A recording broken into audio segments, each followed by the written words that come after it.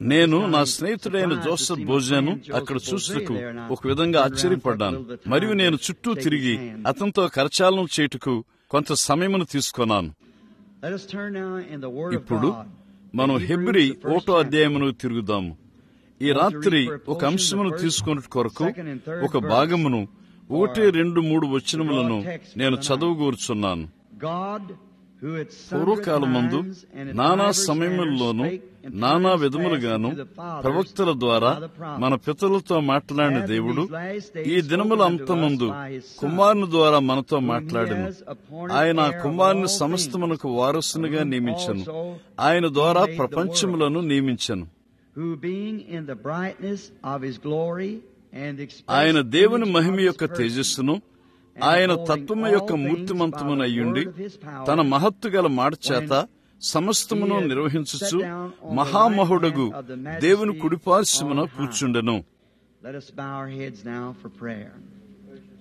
ఇప్పుడు ప్రార్థన కొరకు మన తలలను ఉంచుదాం. ఇప్పుడు ఆయన యొక్క దైవ సన్నిధిలో ఏదైనా అభ్యర్థనలు ఆయనకి తేలిపరచగోరినట్లయితే ఆ అభ్యర్థనను దేవుడు సహాయం చేయనట్లు మీరు మీ చేతినెత్తండి. మా పరలోకపు తండ్రి, నీ కుమారుడైన యేసుక్రీస్తు నామములోని విశ్వాసము ద్వారా ఇప్పుడు నీ సింహాసనం ముందుకు మేము వచ్చున్నాము. మరియు ఆయన నామములో మేము దేనిని అడిగినను అది మాకు అనుగ్రహించబడుతుందని ఈ నిశ్చయిత మాకు ఇవ్వబడింది. నీవు మా కోరికలను, అవసరములను ఎరిగి ఉన్నావు. మరియు మాకు అవసరమైన వాటన్నిటినీ నీవు సరఫరా చేస్తానని వాగ్దానం చేస్తున్నావు. కాబట్టి తండ్రి, నీవు మాకు నేర్పినట్లుగా మేము ప్రార్థిస్తాము. నీ రాజ్యం వచ్చునుగాక, నీ చిత్తం పరలోకమందు నెరవేరినట్లు ఈ భూమిలోనూ జరిగించుము. ఈ రాత్రి అదే మా మనవేయున్నది. నీ ఇష్ట ప్రకారము దాన్ని మాకు దయచేయము. మరియు ఈ ఆధిక్యతలను అనుగ్రహింపుము. వాక్యమును అభిషేకించుము ప్రభువా. ప్రసంగికులను మరియు ఇనువారిని అభిషేకించుము. ఈ రాత్రి మా మధ్యకు పరిశుద్ధాత్ముడు లోనికి వచ్చి వాక్య ప్రకారము చేయవారిగా మమ్మను ఉండనిమ్ము. కారణము మేము దాన్ని యేసు నామములో అడుగుచున్నాము. ఆమెన్. మీరు కూర్చొనవచ్చును. రేపు ఉదయమున సంపూర్ణ సువార్త వ్యాపారస్తుల అల్పాహార విందున్నదని నేను గ్రహిస్తాను. సాధారణంగా ఎక్కడ వారి కూటమి ఒకటి ఉంటుందో అక్కడ వారి అల్పాహార విందులో మాట్లాడే ఆధిక్యత నాకుంటుంది. ఈ సమయమునకు అది ఒకే సంస్థ. అది ఒక సంస్థ కాదు. నేను ఆ గుంపుకు మాత్రమే చెందినవాడును. అదే క్రైస్తవ వ్యాపారస్తుల కూటమి. ఇప్పుడు అంతర్జాతీయంగా నేను వారి కొరకు మాట్లాడతాను. ఇప్పుడు ఈ రాత్రికి ఈ కూడికి వ్యర్థంగా పోదని నేను నమ్ముచున్నాను. నేను మీ యొద్దకు అలిసిపోయి అరిగిపోయిన గొంతుతో వచ్చాను. మరియు ఒక చిన్న రొమ్ము జలుబుతో ఉన్నాను. నేను టోసాన్లో నుండి వచ్చాను. అక్కడ నిజంగా చక్కగా పొడిగా ఉన్నది. మరియు నేను ఇక్కడికి వచ్చినప్పుడు అది చక్కగా మంచిగా చెమ్మగా ఉన్నది. కాబట్టి అక్కడ అది ఎంత వ్యతిరేకంగా ఉన్నదో. ఇక్కడ మీరు కలిగి ఉన్న నీటినంతా మీరు మా మార్గంలోనికి పంపినట్లయితే మేము దాన్ని మెచ్చుకుంటాము. కానీ నిజానికి మీరు దాన్ని చేయలేరు. కానీ నేను మీకు సంగతి చెబుతాను. అక్కడ ఒక సమాంతరం ఉన్నది. ఆరిజోనాలో మాకున్నవన్నీ మా చెట్లు పూర్తిగా ముళ్లతో ఉంటాయి. ప్రతిదానికి ముళ్ళు ఉంటుంది. దానికి కారణము అవి ఎండిపోయి ఉన్నందువల్ల. ఇప్పుడు అదే పొద ఈ పైన పెరిగినట్లయితే అది ఒక చక్కని ప్రియమైన ఆకుగా ఉంటుంది. చూడండి, దానికి అక్కడ నీరు లేనందున ఆ కారణమును బట్టి అది గుచ్చుకున్నట్లుంది. సంగము జీవజలములు లేకుండా మారినప్పుడు అది ఎండిపోయి గుచ్చుకున్నట్లుగా కూడా ఉంటుంది. గుచ్చుతూ ప్రతిదాన్ని గుద్దుతూ ఉంటుంది. కానీ జీవజలములు అక్కడ ప్రవహించినప్పుడు అది ఆకును తెరచి దాన్ని మృదువుగా చేసి తీయగా, శ్రావ్యముగా మరియు పరిశుద్ధముగా దేవునికి అంగీకారంగా ఉంటుంది. కాబట్టి ఈ రాత్రి మనము గుచ్చే ముళ్ళుగా ఉండకుండా ప్రభు అయిన దేవుడు నీరు కొట్టునుగాక. అయితే చక్కని ఆకులతో మార్గమును పోవు ప్రజలకు మన చెట్టు నీడ కింద వారి ఆత్మలకు విశ్రాంతి పొందుదురుగాక. ఇప్పుడు ఈ రాత్రి నేను తీసుకొని కోరే అంశము ప్రభు చిత్తమైన యెడల నా స్వరం తక్కువగా ఉన్నందున నేను ఈ మైక్రోఫోన్ ను ఎంత దగ్గరగా ఉండాలో అంత దగ్గరగా లాక్కునుచున్నాను. చదువుబడిన హెబ్రీ 1:1 నుండి నేను తీసుకొని కోరే అంశము దేవుడు తన గుణలక్ష్యము ద్వారా తను తాను బయలుపరుచుకొను. మరలా దాన్ని నన్ను చెప్పనీయండి. ఏలయనగా ప్రతిధ్వనించు పరికరములు ఇక్కడ చాలా బలహీనముగా ఉన్నవని నాకు తెలుసు. దేవుడు తన గుణలక్షణముల ద్వారా తను తాను బయలుపరుచుకొను. ఇప్పుడు మొత్తం మీద ఏదైనాను దాని యొక్క గుణలక్షణముల ద్వారా అది గుర్తించబడుతుంది. కొన్ని లేఖనములను, ఒక గమనికను నేనిక్కడ కలిగి ఉన్నాను. నేను వాటిని సూచించగోరుచున్నాను. ఇప్పుడు అది ఏమై ఉన్నదో, అది ఏదైనాను దాని గుణలక్షణము ద్వారా అది గుర్తించబడుతుంది. ఇప్పుడు ప్రకృతిలో వలె పుష్పములు వాటి యొక్క గుణలక్షణముల ద్వారా గుర్తించబడతాయి. అవి దగ్గరగా ఏకమై ఉన్నప్పుడు అది ఒక జాతి నుండి మరొక జాతికి, అది ఏ జాతి పుష్పమై ఉన్నదో దాని గుణలక్షణముల ద్వారా అవి గుర్తించబడతాయి. మరియు క్రూర మృగముల్లో అనేక సార్లు నేను ఒక వేటగాడిని. నీవు ఏ జంతువునైనా వేటాడుతున్నట్లయితే ఆ జంతువు యొక్క గుణలక్షణమును ఎరిగి ఉండవలసినది. లేనిసో కొన్నిసార్లు నీవు నిశ్చయంగా మోసపోతావు. ఉదాహరణకు బ్రిటిష్ కొలంబియాలోని రాతి గొర్రె. నేను ఈ ఆకురాలు కాలంలో యూకాన్లో ఉన్నాను. కొంతమంది సోదరులు నాతో ఉన్నారు. మేము వేటాడుచున్నాము. ఒక గొర్రెను గాని లేక ఒక దుప్పిని గాని నీవు వాటి జాడను వెతుకుతున్నప్పుడు నీవు ఒక చురుకైన వేటగాడివైతే తప్ప నీవు దాని భేదమును చెప్పలేవు. ఎందుకంటే అవి ఒక విధమైన జాడను తయారు చేస్తాయి. అవి పరిగెత్తినప్పుడు అవి గెంతుకుంటూ వెళతాయి. అప్పుడు దూరం నుండి నీవు ఒక దాన్ని చూస్తూ ఉన్నట్లయితే, అవి తమ తలను దించినట్లయితే నీవు కనీసము వాటి భేదమును చెప్పలేవు. అవి వీపు భాగమున మీదుగా ఒక్కటిగానే ఉంటాయి. అది సరిగ్గా తెల్ల దుప్పివలే ఉంటుంది. వాటికి అవి ఏమై ఉన్నవో చెప్పుట కష్టము. కాని దాని యొక్క కొమ్ములు దాని గుణలక్షణమును గుర్తింపు చేస్తాయి. వాటి కొమ్ముల ద్వారా గుండ్రముగా ఉన్న కొమ్ములను గొర్రె కలిగి ఉంటుంది. కాని దుప్పే అది పొదునైన పొడుచుకుని వచ్చే కొమ్ములను కలిగి ఉంటుంది. మరొక సంగతి, అంత ఎత్తులో మేయుటకు దుప్పి వెళ్లదు. తరువాత మేక నడుచుటలో కూడా ఒక గుణలక్షణమున్నది. అలాగుననే గొర్రె.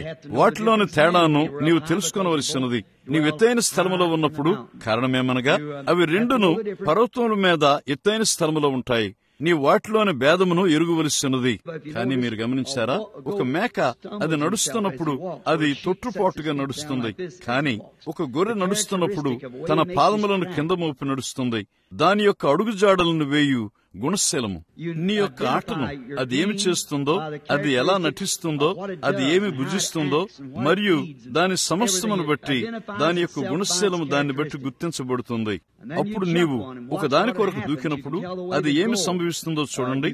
అది వెళ్లే మార్గమును నీవు చెప్పగలవు. ఆ జంతువుల యొక్క భిన్నమైన గుణశీలమును బట్టి నీవు దాన్ని చెప్పవచ్చును. అలాగైతే మీరు ఎన్నడైనా గమనించారా? అవి ఇక్కడ ఉన్నవో లేదో నాకు తెలియదు. పసుపు మీటను మంచిది. దాని యొక్క సరైన పేర్లకు ముఖ్య పక్షి మరియు జేపక్షి. జేపక్షి కూడా పసుపు మీట పక్షి అంత ఉంటుంది. ఆ రెండు ఎగురుటను మీరు చూసినప్పుడు అవి దరిదాపుగా రెండు ఒకే రకమైన పక్షులు. నీవు రంగును చూడలేకపోయినట్లయితే వాటిని గమనించు. ఏది పసుపు మీట పక్షియో నీవు చెప్పగలవు. జేపక్షి ఎక్కువ లేక తక్కువగా రెండు దారుల మధ్యలో తిన్నగా వెళుతుంది. కాని పసుపు మీటను అది తన రెక్కలను ఆడిస్తూ అది పైకి కిందకి ఎగురుకుంటూ వెళుతుంది. చూడండి, అది ఆ విధంగా గెంతుకుంటూ వెళుతుంది. అది ఎగిరే విధానమును బట్టి నీవు పసుపు మీట పక్షి యొక్క గుణలక్షణమును చెప్పగలవు. మీరు గమనించినట్లయితే కౌజు పెట్ట బయటకు వచ్చినప్పుడు అది ఎలా పైకి వస్తుందో చూడండి. మరియు అప్పుడు నీవు పర్రలో ఉన్నట్లయితే ఆ కౌజు పెట్ట ఎక్కడ ఉన్నదో అక్కడ అది ఒక ఉల్లంకి పెట్ట అయి ఉన్నది. వేటగాడులైన మీకు తెలుసు, విల్సన్స్ ఉల్లంకి పెట్ట మరియు జాక్స్ ఉల్లంకి పెట్ట. అవి ఏ విధంగా బయటకు వస్తాయో మరియు ఏ విధంగా వెళతాయో ఆ విధంగా అవి తమను తాము గుర్తింపు చేసుకుంటాయి. అవి ఏ రకమైన పక్షులో అవి ఎగిరే గుణలక్షణముల ద్వారా అవి తమను తాము గుర్తింపు చేసుకుంటాయి. అందుచేత నీవు వాటి శబ్దమును విన్నప్పుడు అవి ఎగురుచున్న దాని యొక్క గుణలక్షణమును బట్టి, అది బయటికి వెళ్లే విధానమును బట్టి అది ఏమై ఉన్నదో నీవు చెప్పగలవు. ఒక స్త్రీ మరియు ఒక పురుషుడు వలె వారిద్దరూ మనుషులే. కాని ఒక స్త్రీ పురుషుడి నుండి వేరైన గుణలక్షణమును కలిగి ఉంది. ఇక్కడ కొద్ది కాలం క్రితము సొలొమోను మరియు రాణి గూర్చి చదువుచున్నాను. దక్షిణ దేశపు రాణి సొలొమోనులోని ఆ వివేచన వరమును చూసుకు వచ్చుటను గూర్చి నేను ఎన్నడూ నా చిన్న వర్తమానం ఇక్కడ బోధించి ఉండలేదు. కొద్ది కాలం క్రితం నేను చదువుచున్నాను. వారన్నారు, ఆ రాణి సొలొమోను ముందుంచిన చిక్కు ప్రశ్నలో ఒకటేమనగా, ఒక స్త్రీకి పురుషుని వలె వస్త్రధారణ చేసి సొలొమోను ముందుంచింది. ఇప్పుడు ఆ దినమున అది ఒక కొత్త విషయమై ఉన్నది. కానీ ఈ రోజున అది సరి సమానంగా ఉన్నది. అది తప్పు అని మీకు తెలుసు. ఒక స్త్రీ దాన్ని తప్పక చేయరాదని బైబిల్ చెబుతుంది. ఒక స్త్రీ పురుషుని యొక్క వస్త్రములను ధరించుట హేయమై ఉన్నది. మార్పు లేని దేవుడు దాన్ని చెప్పి ఉన్నాడు. దేవుడు దాన్ని చెప్పాడు కాబట్టి అది సత్యమై ఉన్నది. కాబట్టి మనము కనుగొన్నదేమనగా, సొలొమోను వారిని గమనించిన వెంటనే ఇలా అన్నాడు, అది స్త్రీ అయి ఉన్నది. చూడండి, ఆమె ఒక స్త్రీ అయ్యున్నదని, అది పురుషుడు కాదని ఆ స్త్రీ యొక్క గుణలక్షణమును బట్టి, ఆమె తను తాను ప్రవర్తించుకున్న రీతిని బట్టి అతడు చెప్పి ఉన్నాడు. అలాగైతే దరిదాపుగా సమస్తము దాని యొక్క గుణశీలములతో ఉంటుంది. కొందరు సరిగ్గా ఎడమ చేతి వాటం గలవారు, కొందరు కుడి చేతి వాటము గలవారు. వారు తమను తాము ఎలా ప్రవర్తింప చేసుకుంటారో అది వారి యొక్క గుణలక్షణమై ఉన్నది. వారు తమను తాము ప్రవర్తింప చేసుకున్న రీతిని బట్టి వారు కుడి చేతి వాటం గలవారో లేక ఎడమ చేతి వాటం గలవారో, వారు కుడి చేత్తోనో లేక ఎడమ చేత్తోనో అందుకుంటున్న బట్టి మనం చెప్పవచ్చు. మరియు గుర్తుంచుకోండి, యేసు అలాంటి దాన్నే ఒకటి కలిగి ఉన్నాడు. అదే 2 చేతులు దరిదాపుగా ఒకే రీతిగా ఉన్నాయి. అవి ఒకే రీతిగా ఉన్నాయి. అవి ఒకే రకమైన బొటన వేలు ముద్రలను, వేలు ముద్రలను, చిన్న మరియు చూపుడు వేలు ముద్రలను కలిగి ఉన్నాయి. సరిగ్గా కుడి చేయి మరియు ఎడమ చేయి సాధారణంగా ఒకే విధమైన వేళ్లను కలిగి ఉన్నట్లుగా, ఖచ్చితంగా 2 ఒకే పరిమాణంలో ఉన్నట్లుగా. వాటిలో అక్కడ ఉన్న ఒకే భేదమేమనగా, ఒకటి కుడి చెయ్యి, మరొకటి ఎడమ చెయ్యి. నీవు చెప్పగలిగే భేదము అంత మటుకు మాత్రమే. ఒకటి ఎడమ చెయ్యి, మరొకటి కుడి చెయ్యి. కాబట్టి అలాగైతే దానిలో యేసు ఇలా అన్నాడు, నేను ఒక చిన్న విషయమని ఇక్కడ వదులుతాను. మత్తయి 24వ అధ్యాయంలో యేసు అన్నాడు, కాబట్టి చివరి దినముల్లో సాధ్యమైతే ఏర్పరచబడ్డ వారిని సైతము మోసపుచ్చున్నట్లుగా ఆత్మ యొక్క గుణలక్షణములు ఉంటాయి. చూడండి, అవి సరిగ్గా అవి అంత దగ్గరగా ఉంటాయి. నీవు నీ చేతులను పైకెత్తి చూడు. నీవు గమనించినట్లయితే ఒకటి మరొక దాని వలె ప్రతి దానిలో సమానంగా ఉంటుంది. కానీ వాటిలో ఒకటి ఎడమ చెయ్యి, మరొకటి కుడి చెయ్యి. ఆ విధముగానే ఈ చివరి దినముల్లో ఆత్మలుంటాయి. అవి ఒకే విధంగా ఉంటాయి, కానీ వాటి గుణలక్షణములు వాటిని గుర్తిస్తాయి. ఒకటి సరైనది, మరొకటి తప్పు అయినది, మరియు అది దాని యొక్క గుణలక్షణం ద్వారా గుర్తింపబడుతుంది. దేవుని యొక్క ఆత్మ దాని యొక్క గుణలక్షణముల ద్వారా గుర్తింపబడుతుంది. చూడండి, దేవుని యొక్క ఆత్మ మరియు సంఘం యొక్క ఆత్మ. అక్కడ సంఘం యొక్క ఆత్మ ఉన్నది, దేవుని యొక్క ఆత్మ ఉన్నది. అది పరిపూర్ణంగా ఏమాత్రము సంఘం యొక్క ఆత్మ కాదు. అక్కడ ఒక సంఘశాఖ యొక్క ఆత్మ ఉన్నది, అక్కడ ఒక జాతీయ ఆత్మ ఉన్నది, అక్కడ ఒక దేశం యొక్క ఆత్మ ఉన్నది. ప్రతి దేశము, నేను దానిలోనికి నడిచి వెళ్ళినప్పుడు నీవు ఒక భిన్నమైన ఆత్మను కనుగొంటావు. నేను ఫిన్లాండ్ దేశంలోనికి వెళ్ళాను, కానీ అక్కడ ఒక ఫిన్లాండ్ ఆత్మ ఉన్నది. నేను జర్మనీ దేశంలోనికి వెళ్ళినప్పుడు అక్కడ ఒక జర్మనీ ఆత్మ ఉన్నది.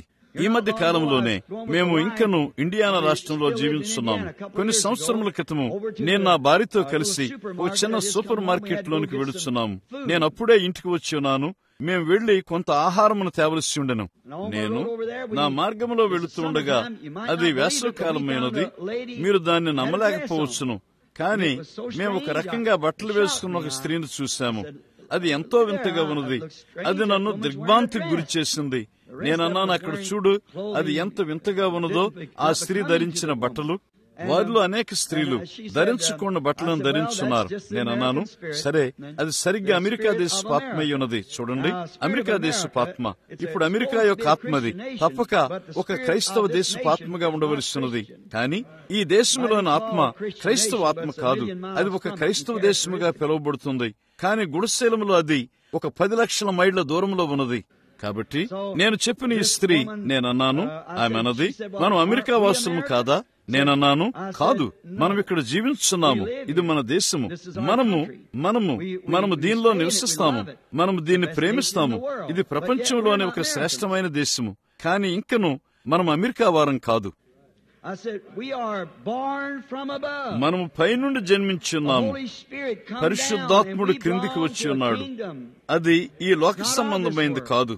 నేనన్నాను, ఆ కారణం బట్టి మన సహోదరులు పొడవైన వస్త్రములను, పొడవైన జుట్టును కలిగి ఉన్నారు. వారు ముఖములకు రంగులు వేసుకున్నారు. చూడండి, వారి యొక్క గుణలక్షణములు ప్రభువునకు పరిశుద్ధమైనదిగా పైనుండి వారిని గుర్తిస్తాయి. అందుచేత మనము ఒక రాజ్యమును వెతుకుతున్నాము.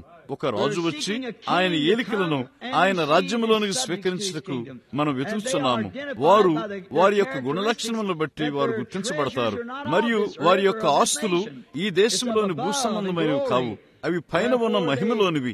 అందుచేత వారు దేవుడు దేనికి శిల్పి మరియు నిర్మాణకుడో ఆ పట్టణం కొరకు వారు ఎదురు చూస్తున్నారు.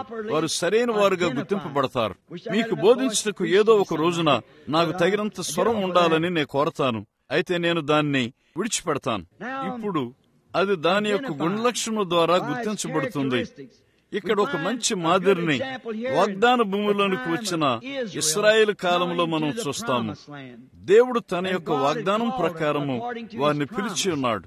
నీ సంతానము పరాయి దేశంలో 400 ఏండ్లు ఉంటారు. తరువాత నేను వారిని ఒక గొప్ప బలమైన హస్తంతో నేను వారిని విమోచిస్తాను. తరువాత అప్పుడు వారికి వాగ్దానం చేయబడిన పాలుతేన్లు ప్రవహించు దేశంలోనికి వారు వెళతారు. దేవుని యొక్క వాగ్దానం సమీపించినప్పుడు వారి మధ్య గొప్ప సేవను కలిగి ఉన్న యోసేపును ఎరుగని ఒక ఫరో అక్కడ లేచి ఉన్నాడు. ఇక్కడ మోషే అను పేరు గల ఒక ప్రవక్తను దేవుడు లేపాడు. ఈ మనిషి ఐగుప్తీయుల యొక్క సకల విద్యల్లో ప్రవీణుడుగా నేర్పబడ్డాడు. సందేహం లేదు, అతడు ఒక చురుకైన గొప్ప తెలివిగల మనిషి. కారణము ఐగుప్తీయులకే అతడు జ్ఞానమును నేర్పగలరు. విడుదల చేయట కొరకు సరిగ్గా సరిపోయిన వ్యక్తిగా కనపడ్డాడు. కానీ మీరు చూడండి, మనము విడుదలని పిలిచేదానికి దేవుడు ఏది విడుదలను పిలుస్తాడో దానికి కొంత భేదం ఉన్నది. ఇప్పుడు తన నీతి శాస్త్రములన్నిటితో ఉన్న ఈ మనిషిని గమనించండి. ఇశ్రాయేలు ప్రజలను విమోచించుటకు అతడు జన్మించి ఉన్నాడని అతడు ఎరిగి ఉండెను. అయినను అతని యొక్క విద్య అంతటితో, అతడు ఎరిగి ఉన్న దాని అంతటితో ఆ పని చేయుటకు అతడు పిలువబడి ఉన్నాడని ఎరిగి ఉన్నను. అతడు కళల్లో పట్టభద్రుడైనప్పటికీ, PhD, LLD అలాంటివి కలిగి ఉన్నప్పటికీ ఇశ్రాయేలును విమోచించుటకు వెళ్ళినప్పుడు అతడు పూర్తిగా విఫలమయ్యాడు. ఇప్పుడు గమనించండి, ఫరోగా మారుటకు ఐగుప్తు సింహాసనం మీద అడుగు పెట్టిన తర్వాత, అతడు ఫరోగా మారిన తర్వాత అతడు ఇశ్రాయేలు ప్రజలను విడిపించేవాడన్నట్లుగా అది కనపడింది. ఎందుకంటే సింహాసనం కొరకు అతడు తరువాత వరుసలో ఉన్నాడు. కానీ మీరు దాన్ని చూడండి, ఆ మార్గంలో చేయట ద్వారా ఆయన ప్రజలను విమోచించుటలో అది దేవుని యొక్క గుణలక్షణమును గుర్తింపు చేసుకుందు. వారిని విమోచిస్తానని ఆయన అన్నాడు. బలమైన హస్తముతో ఆయన వారిని విమోచిస్తాడు. మోషే యొక్క బలమైన సైన్యంతో కాదు, కానీ దేవుని యొక్క బలమైన హస్తంతో. ఈ ప్రవక్త పారిపోయాడని మనం కనుగొంటాము. మరియు అరణ్యంలో అతడు 40 సంవత్సరములు ఉన్నాడు. అతనికి రంధ్రము చేసి విద్యనెక్కించుటకు అది ఫరోకు 40 సంవత్సరములు పట్టింది. మరియు దాన్ని మరలా రంధ్రము చేసి దాన్ని బయటికి తీసుకువేయుటకు దేవుడు 40 సంవత్సరములు తీసుకున్నాడు. కాబట్టి మనం కనుగొనేదేమంటే, ఒక దినమున అతడు ఎడారి వెనుక అగ్నిస్తంభము రూపములో పొదలో ఉన్న మండుచున్న పొదలో ప్రభువైన యెహోవాను కనుగొన్నాడు. అతడు నిలబడి ఉన్నది పరిశుద్ధ స్థలమయ్యున్నందున అతడు తన చెప్పులు విడవమని అడగబడ్డాడు. ఇప్పుడు చదువుకొని ఉన్న నాగరికత గల ఈ చక్కని మనిషిని చూడండి. అతడు దేవుణ్ణి కలుసుకున్న తర్వాత మార్పు చెందుతున్న అతని యొక్క గుణశీలమును చూడండి. అతడు అత్యున్నతమైన దాన్ని చేశాడు. కొన్నిసార్లు దేవుడు కార్యములను ఎలాంటి సామాన్యతలో జరిగిస్తాడంటే అది శరీరానుసారమైన ఆలోచనకు ఎలాంటి వెరితనంగా ఉంటుందో. పరిపూర్ణంగా ఓడిపోయిన ఒక మనిషిని గమనించండి. దేవుని యొక్క చిత్తమును చేయుటకు తన చుట్టూ ఉన్న ఐగుప్తు సైన్యం అంతటితో మరియు సమస్తముతో, తన విద్య అంతటితో 40 ఏండ్ల వయస్సులో అతని ఉన్నత దశలో అతడు ఓడిపోయాడు. ఇప్పుడు ఇక్కడ అతడు 80 ఏళ్ల మనిషి. గంత కట్టిన గాడిద తొడ మీద అతని భార్య తొడ మీద తన యవన బిడ్డను కూర్చొని కూర్చున్నది. మరియు అతడు తన చేతిలో కర్రను పట్టుకుని ఐగుప్తును స్వాధీనపరుచుకుంటూ వెడుచున్నాడు. నీ ఒక వింతైన దృశ్యమును గురించి మాట్లాడు, కానీ అది దేవుని యొక్క గుణలక్షణములను ప్రదర్శించుటేయున్నది. ఏలయనగా ఆయన మాటను నమ్ము ఒక మనిషిని ఆయన కలిగి ఉన్నాడు. అంత మట్టుకే. దాని విషయమేమనగా మీరు ఊహించగలరా? ఒకే మనిషి యొక్క దాడి, అక్కడే ఒక సైన్యం ఓడిపోయింది. కానీ అది ఏమిటి? ఆయన యొక్క గుణలక్షణములు. అతని ఎత్తుగడలు మారినవి. అతడు ప్రభు యొక్క నామమును వేడుచుండెను, నేనే. దాని సంగతి ఏమనగా అతడు దాన్ని స్వాధీనపరుచుకున్నాడు. అతడు దాన్ని చేశాడు. కారణమేమనగా అతడు ప్రభు యొక్క శక్తితో వెడుచుండెను. ఇశ్రాయేలును వాగ్దాన భూమికి నడిపించున్న అతని దారిలో అతని సోదరుడు, అతని సంఘశాఖ సోదరుడైన మోయాబును కలుసుకున్నాను. ఇప్పుడు మోయాబు అనగా భావము, వారు అన్యులు కారు. వారు లోతు కుమార్తె యొక్క కుమారులు. వారి పిల్లల్లో ఒకరు మోయాబుగా ఎదిగి ఉన్నాడు. ఇప్పుడు ఈ పైన ఈ 2 దేశములను విరుద్ధంగా మీరు గమనించాలని నేను కోరుచున్నాను. ఇక్కడ ఐగుప్తు దేశమున్నది, మరలా ఒక చిన్న చెదిరిపోయిన దేశము. వారు ఏ దేశమునకు వెళ్లువారు కారు. వారి మధ్యలో రాజు లేడు, ప్రధానులు లేరు, లేక వారి మధ్యలో ఏ ఘనత వహించిన వారు లేరు. వారు కేవలము వాగ్దాన భూమికి వెళుచున్న ప్రజలై ఉన్నారు. మరియు వారు మోయాబు దేశం గుండా వెళ్లవలసి ఉండెను. అది తిన్నగా వాగ్దానం యొక్క విధి నిర్వహణ మార్గములో. మోయాబు కూడా యెహోవా యందు విశ్వాసులై ఉన్నవారు, మరియు వారు ఒక ప్రవక్తను కలిగి ఉన్నారు. ఇశ్రాయేలును ఒక ప్రవక్తను కలిగి ఉన్నది. వారిద్దరూ ప్రవక్తలై ఉన్నారు. ఇప్పుడు గమనించండి, వారు ఒక స్థలమునకు వచ్చి ఉండగా ఈ సంస్థాగతమైన దేశం యొక్క ప్రవక్త ఈ ఇతర దేశమును శపించుటకు వచ్చున్నాడు. వారు నిలుచుటకు ఒక స్థలము లేనివారు, వారు నిలకడగా ఒక చోట ఉండని వారై ఉన్నారు. కాబట్టి వారు క్రిందికి వచ్చి ఇద్దరు ప్రవక్తలను గమనించారు. అది మూల సిద్ధాంతం ప్రకారంగా వచ్చినప్పుడు వారిద్దరూ ఖచ్చితంగా సరియే. ఏలైనగా గమనించండి, బిలాము ఆ బిషప్ వారితో అన్నాడు, మీరు నాకు 7 బలిపీఠములను కట్టండి. 7 సంఘకాలములను సూచిస్తున్న 7 దేవుని యొక్క పరిపూర్ణమైన సంఖ్య అయ్యున్నది. సృష్టి 7 దినముల్లో జరిగింది. ఇప్పుడు గమనించండి, 7 దేవుడు 7లో సంపూర్ణం చేయబడ్డాడు. 7 బలిపీఠములు మరియు ప్రతి బలిపీఠం మీద ఒక ఎద్దు. ఇప్పుడు అది ఇశ్రాయేలు పాడెములో ఉన్న అదే బలిపీఠమయ్యున్నది. ఇక్కడ కలిగి ఉన్న అదే బలిపీఠముతో వారు అక్కడ ఇశ్రాయేల్లో ఉన్నారు. మరియు ఒకే బలి అర్పణ, ఒక కోడె మరియు ఒక కోడె, ఒక ప్రవక్త మరియు ఒక ప్రవక్త. వైరుధ్యంగా ఉన్న 2 దేశములు. మనము దానిలోనికి వెళ్ళుటకు సమయం ఉన్నట్లయితే మనము జీవించున్న దినం యొక్క ఒక పరిపూర్ణమైన మాదిరి. గమనించండి, మనము దాని యొక్క సమాంతరమును చూస్తున్నట్లుగా దేవుడు దీన్ని ఒక ఉపమానములో చేర్చున్నాడు. ఇప్పుడు బిలాము కూడా ప్రతి బలిపీఠం మీద ఒక కోడెను కోరి ఉన్నాడు. అది రాబోచున్న మెస్సియా అందలి విశ్వాసమును అది మాట్లాడుచున్నది. ఒక గొర్రె పొట్టేలు, ఒక మగ గొర్రె, అదే బలి అర్పణను వారు ఇశ్రాయేల్లో కలిగి ఉన్నారు. ఇశ్రాయేలు పాడెములోను మోయాబులోను వారు దాన్నే కలిగి ఉన్నారు. మూల సిద్ధాంతం ప్రకారము వారిద్దరూ సరియే. కానీ గమనించండి, మూల సిద్ధాంతం ప్రకారం కానీ ఇశ్రాయేలు పాడెంలో ఒక ప్రవక్త దేవుని యొక్క గుణలక్షణములను కలిగి ఉన్నాడు. మూల సిద్ధాంతం యొక్క భాగములనే కాదు, కానీ దేవుని యొక్క గుర్తింపును కలిగి ఉన్నాడు. దేవుని యొక్క వాక్యము, ఆ యుగము యొక్క దేవుని వాగ్దానముతో అతడు నిలిచి ఉన్నాడు. ఏలయనగా అతడు విధి నిర్వహణలో వాగ్దాన భూమికి వెళ్ళు మార్గములో ఉన్నాడు. చూడండి, ఇప్పుడు మూల సిద్ధాంత భాగంగా బిలాము, బాలాకు, మోషే వలె సరిగ్గా గుర్తింపబడగలరు. కానీ మీరు చూడండి, మోషే దేవుని యొక్క సరైన ప్రవక్త అయ్యుండి మూల సిద్ధాంత భాగములనే కాక దేవుని యొక్క గుర్తింపును కూడా అతడు కలిగి ఉన్నాడు. చూడండి, అతడు విధి నిర్వహణ వరుసలో ఉన్నాడు. ఆ యుగమునకు ఖచ్చితంగా వాగ్దానం చేయబడి ఉన్నట్లుగా నోవహు యుగమునకు కాదు, కానీ అప్పటి యుగమునకు పాలు తేనెలు ప్రవహించు దేశమునకు నేను మిమ్మలను తీసుకుని వెళతాను. వారు వారి యొక్క మార్గములో ఉన్నారు. మరియు ఇశ్రాయేలు వారి యొక్క ప్రవక్త అయిన మోషేలో దేవుని యొక్క గుణలక్షణములు ఆ యుగము యొక్క వర్తమానముతో గుర్తించబడ్డాయి. ఒక అగ్నిస్తంభం అతను వెంబడించున్నది. అతడు ప్రాయశ్చిత్త బలిని కూడా క్రియారూపకంగా కలిగి ఉన్నాడు. దాన్ని గూర్చి మాట్లాడే కాదు, కానీ అతడు దాన్ని క్రియారూపంలో ప్రత్యక్షంగా కలిగి ఉన్నాడు. ఉండబోవచ్చున్నది కాదు, కానీ అక్కడే ఇప్పుడు ఉన్నది. గమనించండి, వారి యొక్క రోగములు, వ్యాధి నుండి స్వస్థత కొరకు అతడు ఇతర సర్పమును పైకి నిలబెట్టి ఉన్నాడు. అందుచేత మోషే దైవిక స్వస్థతను పాటించుండెను. అతడు ప్రాయశ్చిత్త బలిని కలిగి ఉన్నాడు. ఇతర సర్పము సూచించున్నదేమనగా దేవుడు ఆ పాళెములో ఉండెను, మరియు ప్రజలు ఇతర సర్పమును చూసి స్వస్థపడి ఉన్నారు. అతనిని వెంబడించుచున్న చేల్చబడిన బండను అతడు కలిగి ఉండెను. వారి మధ్య జీవజలములను, సంతోషమును మరియు రక్షణను ఉంచుచు వారు నిత్యజీవమును కలిగి నశించకుండా ఉండినట్లు అక్కడ అది దేవుని గుర్తింపు చేయుచున్నది. అది ఒక మాదిరి. అరణ్యములో ఆ చీల్చబడిన బండ క్రీస్తుకు మాదిరిగా ఉన్నది. అలాగైతే వారు విధి నిర్వహణ వరుసలో ప్రయాణం చేస్తున్నారు.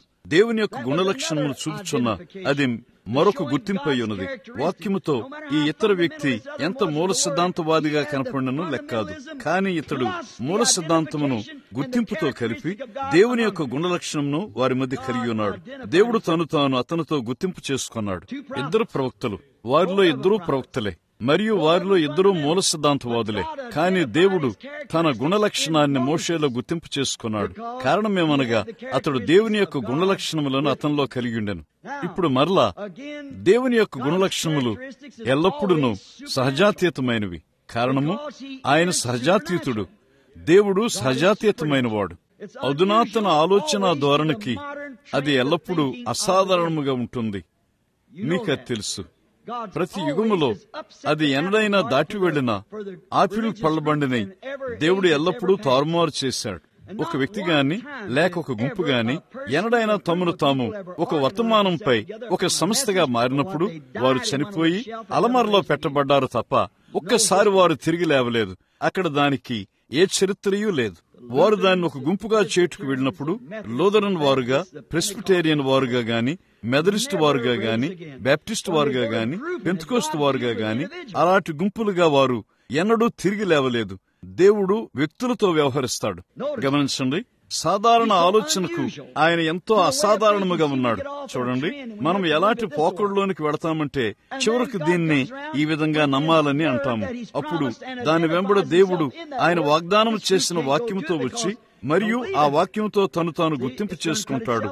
ఈ గుంపు వారు ఆ గుంపు వారి యొద్దకు వెళ్లరు. కారణమేమనగా అది దాన్ని నమ్మదు. చూడండి, అది దాని నుండి కత్తిరించి వేయబడింది.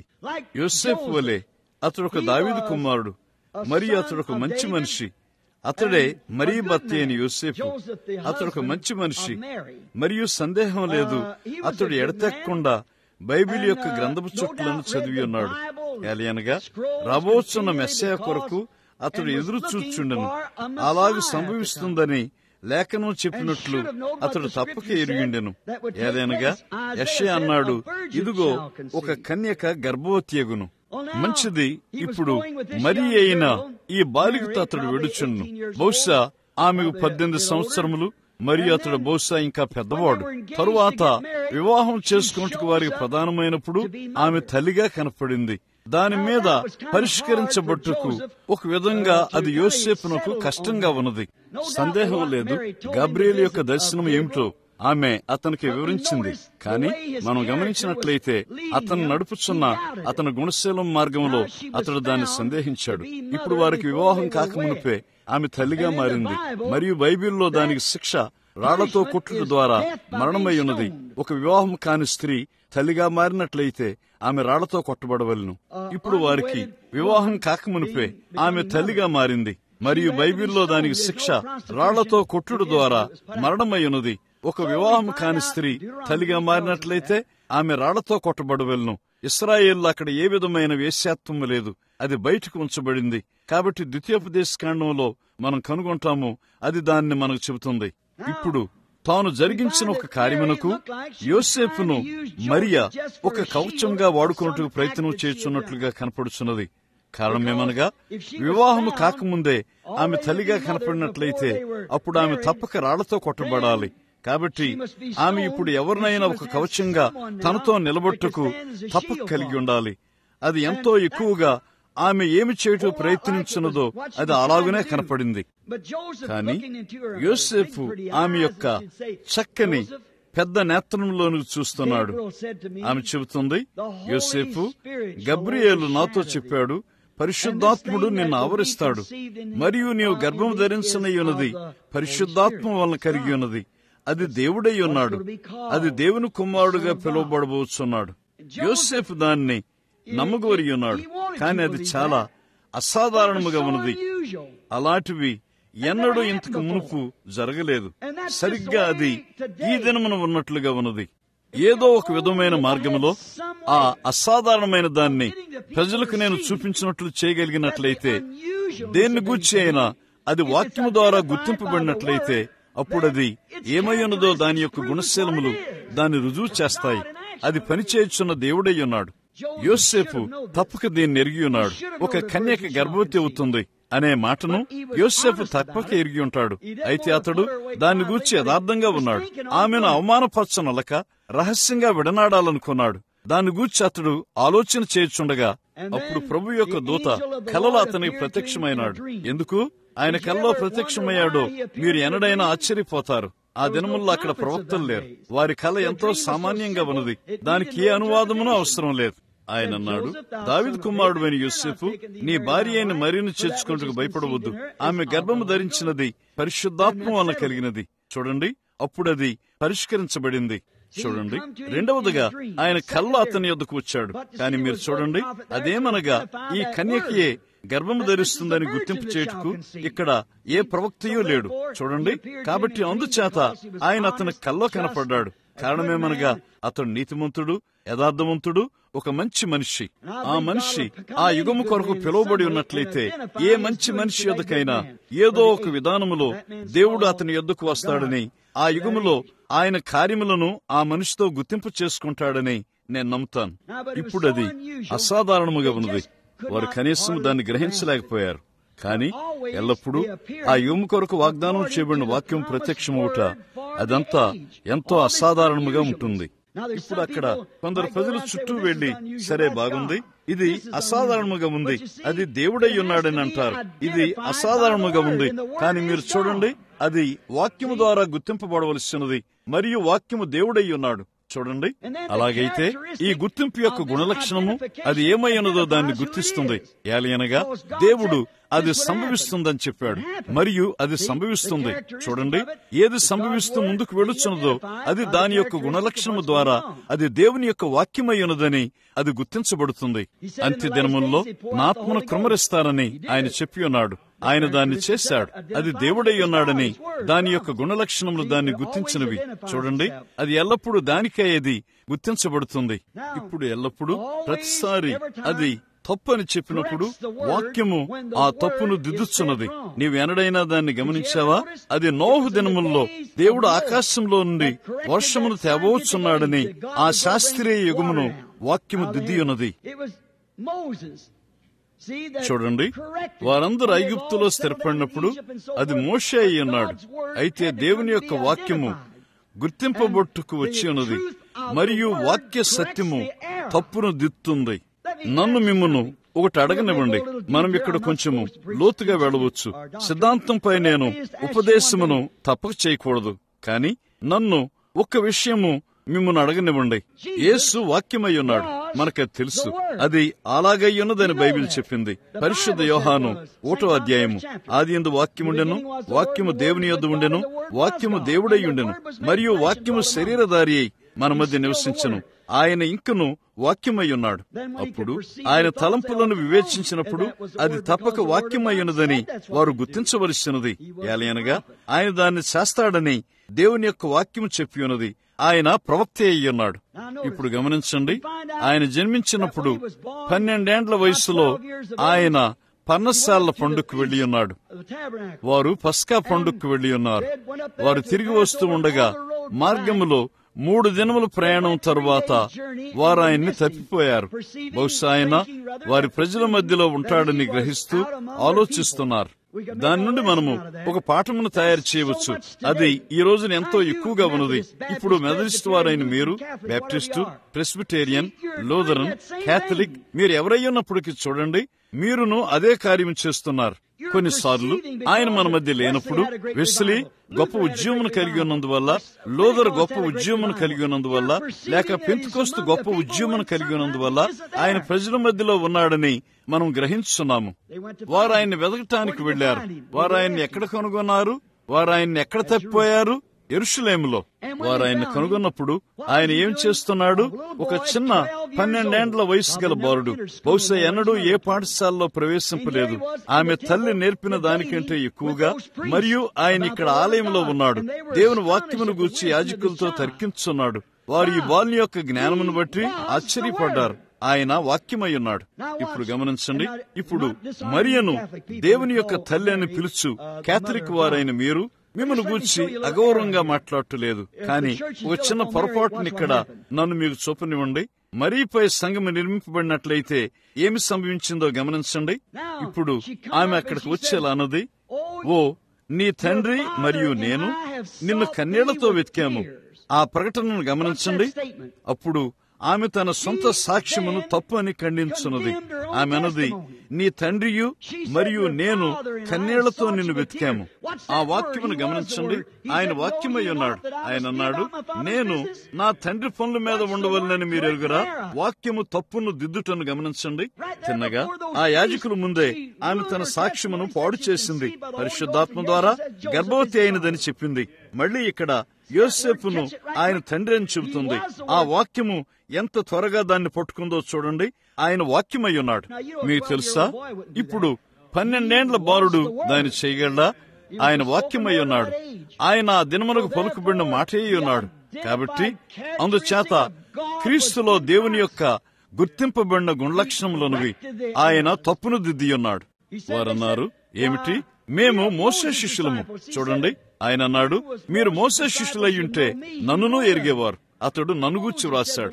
మోషే అన్నాడు, ప్రభు అయిన యెహోవా నా వంటి ఒక ప్రవక్తను మీ మధ్య లేపును. మీరు మోషేని ఎరిగి ఉంటే నన్నును ఎరిగి ఉండేవారు. చూడండి, వాక్యము ఎల్లప్పుడూ ఆ దినము యొక్క తప్పును దిద్దుతుంది. కానీ ప్రజలు దాన్ని నమ్ముటకు ఇష్టపడరు. వారెల్లప్పుడూ అదే ప్రకారం వేలాడుచూ ఉంటారు.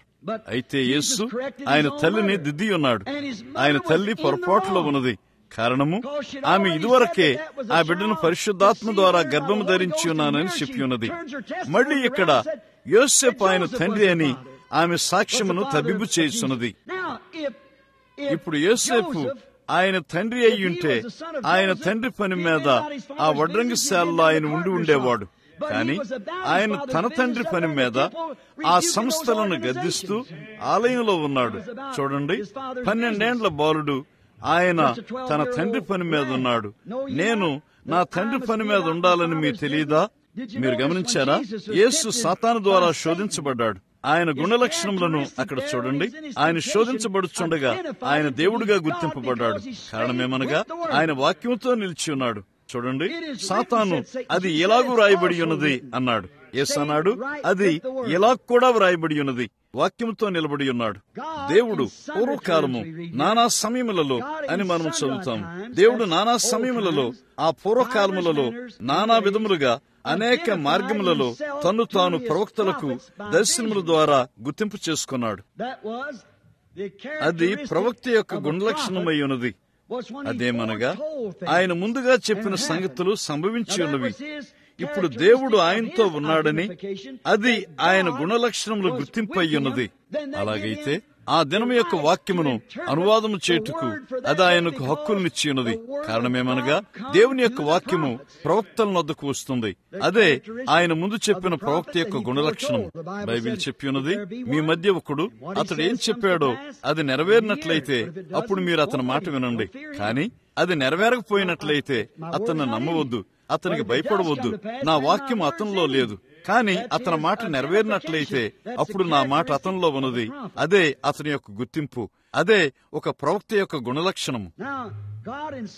ఇప్పుడు పూర్వకాలములందు ఆ విధముగా ప్రవక్తలని పిలువబడు ఒక మనిషి ద్వారా దేవుడు ఒక మనిషికి తను గూర్చిన గుణలక్షణం యొక్క గుర్తింపును చూపించాడు. ఇప్పుడు బైబిల్ దాన్ని చెప్పింది. పూర్వకాలమందు నానా విధములుగా ప్రవక్తల ద్వారా మన పితరులతో మాట్లాడిన దేవుడు. 2వ పేతురులో కూడా మనం చదువుతాము. అదేమనగా దేవుని వాక్యమంతయు సంపూర్ణముగా వారి ద్వారా వ్రాయబడింది. మనుషులు పరిశుద్ధాత్మ వలన ప్రేరేపింపబడిన వారై బైబిల్ను వ్రాసిరి. వారు ప్రవక్తలై ఉన్నారు.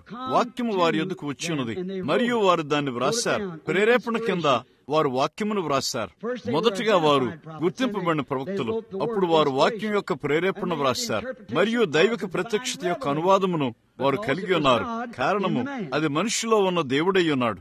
ఆ విధానములోనే తన గుణశీలం యొక్క గుర్తింపులో చూపించుకున్నాడు. వారి దర్శనములు సత్యమని రుజువు చేయబడ్డాయి. అది వారిలోని దేవుని యొక్క గుణలక్షణములు తను తాను ప్రజలకు తెలియపరుచుకొనుచున్నాడు. ఇప్పుడు ఆ విధానములోనే ఆయన క్రీస్తులో ఉన్నాడు. ఒక ప్రవక్త ఓ చిన్న భాగమై ఉన్నాడు. క్రీస్తు దేవుని యొక్క పరిపూర్ణత అయి ఉన్నాడు మరియు దేవుడు క్రీస్తులో ఉండి లోకమును తనతో సమాధానపరుచుకొనుచున్నాడు. ఆయన ఏమై ఉన్నాడో ఆయన గుణశీలములు ఆయన్ను గుర్తించినవి. ఎంత మట్టుకనగా ఆయన అన్నాడు, నేను నా తండ్రి యొక్క క్రియలు చేయని యెడల నన్ను నమ్మవద్దు. నేను నా తండ్రి యొక్క గుణలక్షణాలను కలిగి ఉండనట్లయితే నన్ను మరియు నా వాదనలను నమ్మవద్దు. నేను నా తండ్రి యొక్క గుణలక్షణము నాలో కలిగి ఉండకపోయినట్లయితే అప్పుడు నన్ను ఎంత మాత్రము నమ్మవద్దు. ఇప్పుడు ఆయన గుణలక్షణములు ఎన్నడూ మారవు. ఒక గొర్రెపిల్ల ఎలాగూ తన గుణలక్షణమును మార్చలేదో లేక మరేదైనా గాని దాని గుణలక్షణమును ఎలా మార్చలేదో అలాగునే దేవుడును ఎంత మాత్రము తన గుణలక్షణమును మార్చలేడు. కారణమేమనగా అది దాని యొక్క అసలైన స్థితిలో ఉన్నంతకాలము దాని అసలైన స్థితి. నీవు దేన్నైనా మార్చినట్లయితే అప్పుడు నీవు దాని అసలైన రూపం నుండి దాన్ని మార్చి ఉన్నావు. నీవు సరిగ్గా ఒక పందిని తీసుకున్నట్లుగానే ఆ పందిని నీవు కడిగి దాని బొటన వేళ్లకు రంగు వేసి, స్త్రీలు చేసినట్లుగానే పెదవులపై రంగు వ్రాసి, దానికి ఒక మంచి వస్త్రమును తొడిగి సిద్ధపరిచినట్లుగా మరలా ఆ ఆడుపంది బయటకు వదలండి, మరలా అది బురదలోనికి వెడుతుంది. ఎందుచేత ఆమె ఒక పంది అయి ఉన్నది, అంతవరకే. నీకు తెలుసా, నీవు దాన్ని మార్చలేవని. ఒక గొర్రెపిల్ల దాన్ని చేయదు. అతడు కనీసం బురదలోనికి వెళ్ళడు. అతడు దానితో చేయనది ఏమీ లేదు. అది దాని యొక్క గుణలక్షణమై ఉన్నది. చూడండి, నీవు అతనికి అదే రకమైన బట్టలు వేసినను ఇంకను అది నిశ్చయముగా దాన్ని చేయదు. అతడు తప్పక దానిలోనికి వెళ్ళడు. బయటిది లెక్క కాదు, కాని లోపలదే ముఖ్యమై ఉన్నది. ఇప్పుడు సమస్త జీవమునకు మూలము దేవుడై ఉన్నాడు. దీన్ని గ్రహించుటలో తప్పిపోవద్దు. నాలో ఉన్న సమస్తమంతటితో మీరు దానిలో ఏదో చూడాలని తెచ్చుటకు నేను ప్రయత్నం చేస్తున్నాను. చూడండి స్నేహితులారా, అది మీ మంచి కొరకై ఉన్నది. ఇది మీ కొరకై ఉన్నది. చూడండి, ఏదో ఇక్కడ కనపట్టుకు నేను వచ్చి ఉండలేదు. వెళ్ళుటకు ఏ ఇతర స్థలం నాకు లేదని నేను ఇక్కడికి రాలేదు. నేను ఇక్కడికి వచ్చిన కారణమేమనగా, నేను ఇక్కడికి రావాలని నాకు తోచింది. ప్రభువు నాకు అనుగ్రహించిన పరిచర్యను తప్పక ఇక్కడున్న ప్రజల మధ్య చూపాలి. నిజంగా దేవుడు ఏమై ఉన్నాడో మీరు చూడాలని తెచ్చుటకు ప్రయత్నిస్తున్నాను. ఆయన యొక్క వాగ్దాన వాక్యమై ఉన్నాడు. ఆయన ఎల్లప్పుడూ వాక్యమై ఉన్నాడు. మరియు ఆయన వాగ్దానము చేసిన గుణలక్షణముల ద్వారా ఆయన తను తాను గుర్తింపు చేసుకుంటాడు. వాక్యములోని ఒక నిర్ణీతమైన గుణశీలము ఒక నిర్ణీతమైన సమయంలో లేవవలసి ఉన్నట్లయితే, అప్పుడు తప్పక లేవవలసిన వ్యక్తి ఏ గుణశీలముతో ఉండవలసినదో ఆ వ్యక్తి అతనేనని అది గుర్తింపు చేస్తుంది. ఆ కారణం బట్టి ఆయన ఏమై ఉండెనో ఆ రీతిగానే యేసు ఉండవలసి ఉండెను. వారు తప్పక దాన్ని చూసి ఉండవలసి ఉన్నది. ఆశ్చర్యం కాదు, వారు గుడ్డివారుగా ఉండిరి. అక్కడ చెప్పబడినదేమనగా, ఆయన ఎన్నో అద్భుతములు చేసినప్పటికీ ఇంకను వారు ఆయన నమ్మలేకపోయారు. కారణమేమనగా, యెషయా చెప్పాడు, వారు కన్నులుండియూ చూడరు, చెవులుండియూ వినరు. చూడండి, ప్రతి యుగము ఆయన యుగం మాత్రమే కాదు, కానీ ప్రతి యుగములో దేవుడు నానా సమయములలో నానా విధములుగా మాట్లాడాడు. ఇంకను అది వారికి అర్థం కాలేదు. ఇప్పుడు ఆయన గుణలక్షణములు ఎన్నడూ తప్పిపోవు. అవి ఎల్లప్పుడూ ఒకే రీతిగా ఉంటాయి. ఇప్పుడు గుర్తుంచుకోండి, ఆయన గుణలక్షణములు, దేవుని యొక్క గుణలక్షణములు ఎన్నడూ తప్పిపోవు. ఒకవేళ అవి తప్పిపోతే అప్పుడు దేవుడు తప్పిపోయినట్లే. బైబిల్ చెప్పింది హెబ్రీ 13:8 అదే యేసుక్రీస్తు నిన్న నేడు నిరంతరం ఒకే రీతిగా ఉన్నాడు. అందుచేత ఆయన మార్పు లేని దేవుడు. ప్రారంభంలో ఆయన ఎలాంటి గుణలక్షణములను కలిగి ఉన్నాడో ఆయన ఇంకనూ అదే గుణలక్షణములను కలిగి ఉన్నాడు. ఆయన పనిచేసిన ప్రతి మార్గములో ఎప్పుడైనా ఎనడైనా ఆయన ఏమి చేసినా ప్రతిసారి ఆయన ఒకే రీతిగా చేస్తాడు. ఆయన అలాగ చేయకపోయినట్లయితే ఆయన గుణలక్షణం మారి ఉన్నది.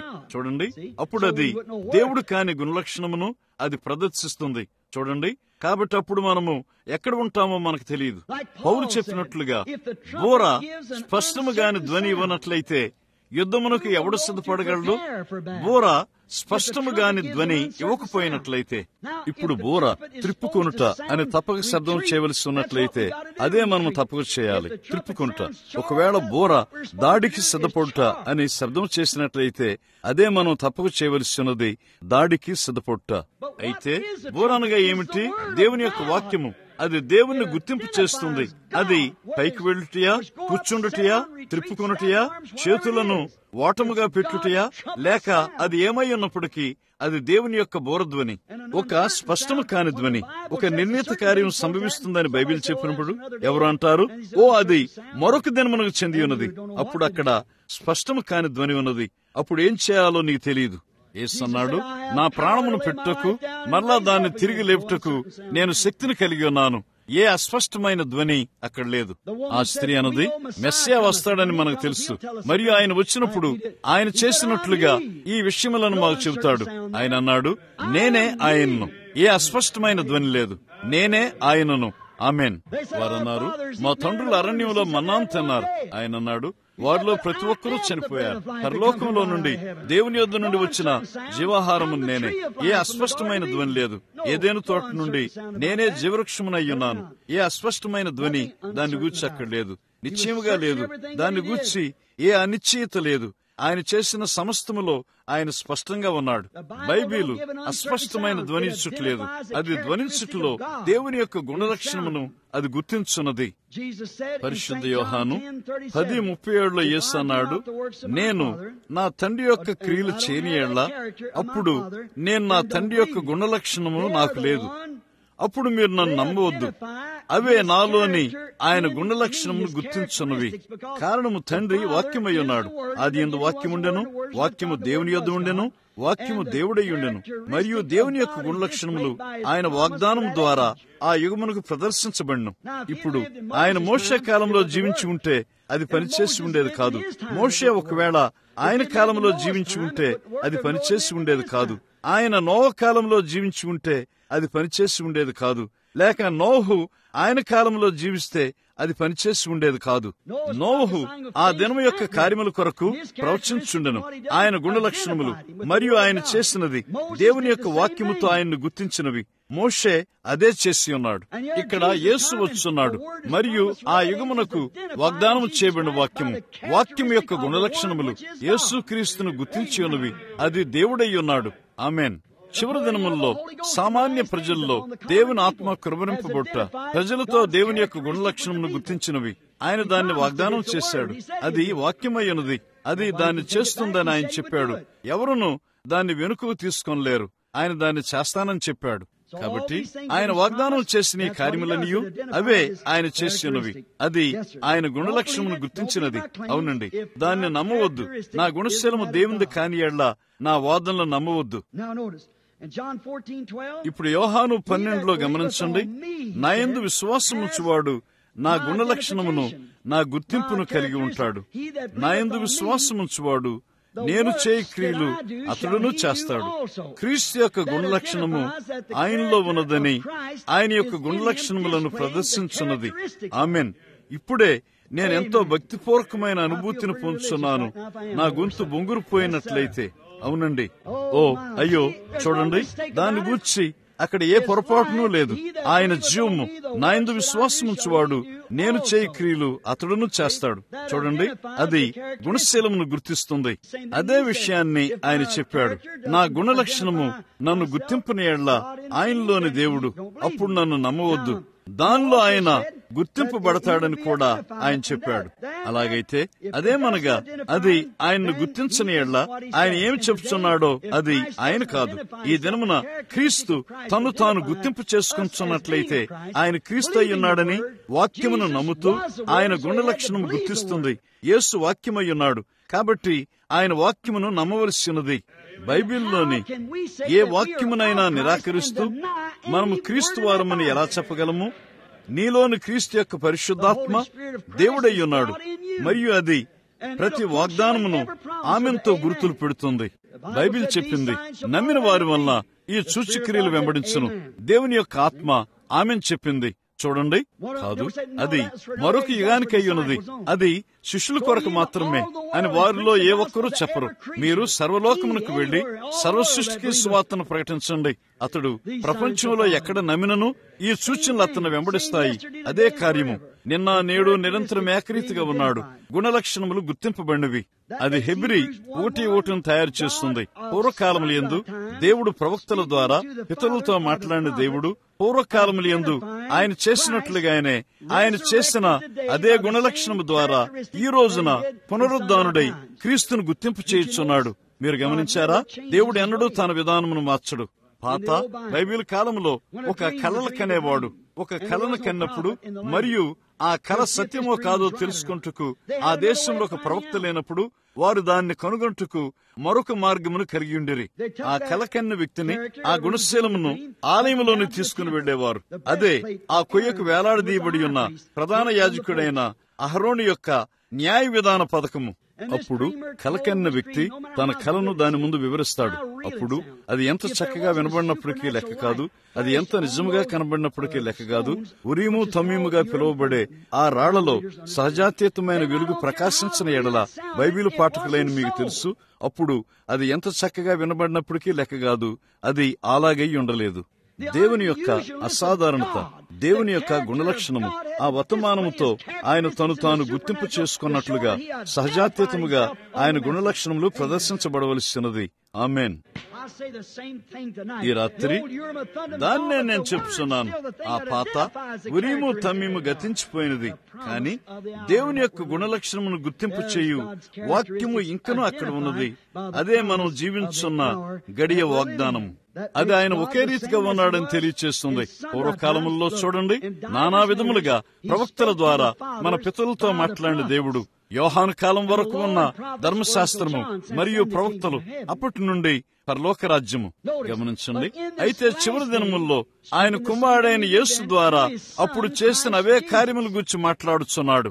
పూర్వకాలము నానా సమయముల్లో నానా విధములుగా మన పితరులతో ప్రవక్తల ద్వారా మాట్లాడిన దేవుడు ఈ చివరి దినముల్లో అదే కార్యములు చేస్తున్నాడు.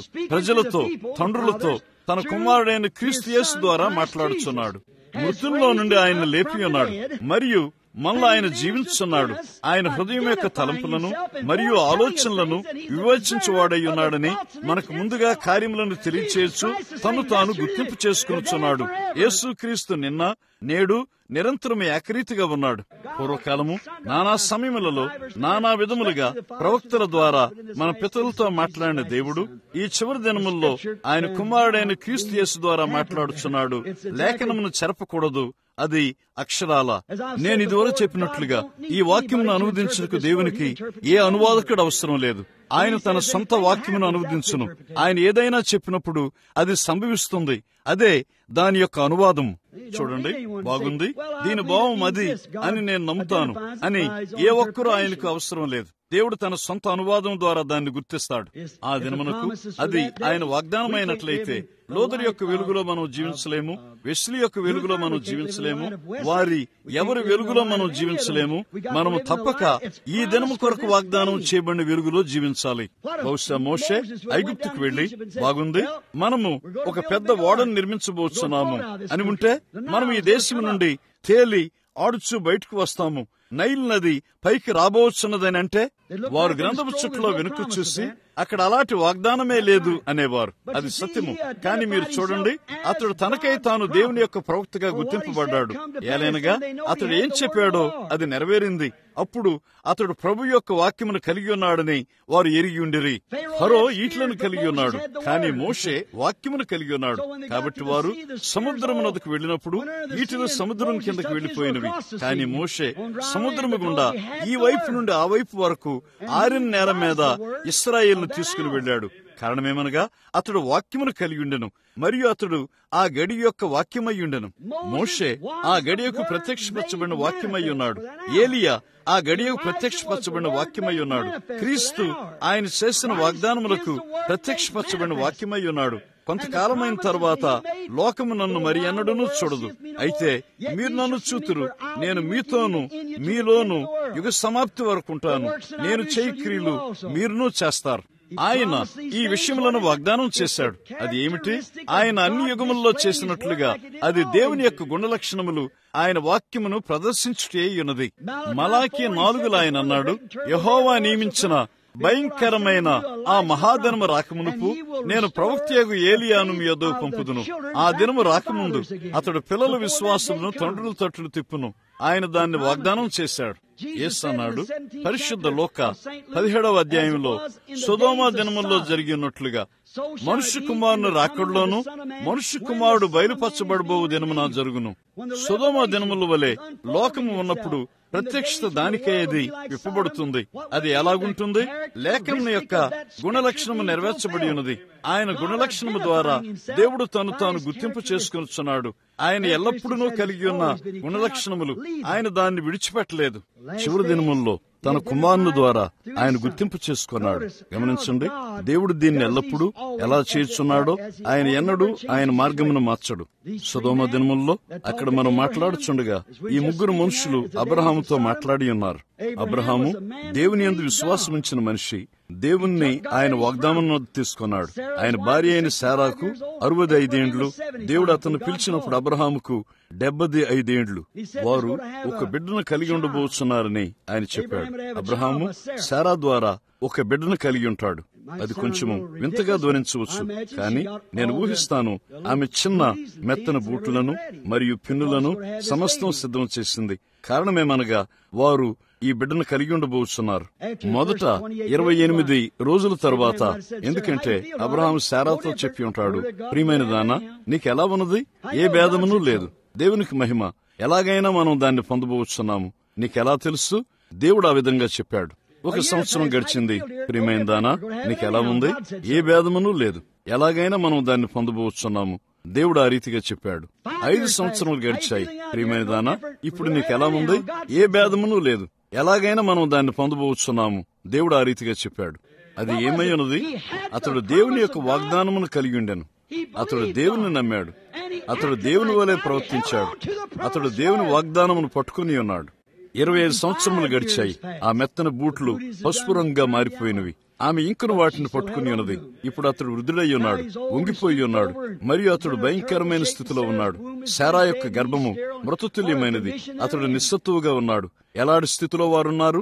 అబ్రహామా, జనులకు తండ్రి, నీవెలా ఉన్నావు అని అతని యొక్క వేషధారులైన స్నేహితులు అంటున్నారు. బాగుంది, దేవునికి మహిమ. నేను చక్కగా ఉన్నాను. ఎలాగైనా మనము ఆ బిడ్డను కలిగి ఉండబోతున్నాము. ఎలాగనగా అతడు అవిశ్వాసం ద్వారా దేవుని యొక్క వాగ్దానమును సందేహింపలేదు, కానీ బలం గలవాడై దేవునికి స్తుతిని చెల్లించుండెను.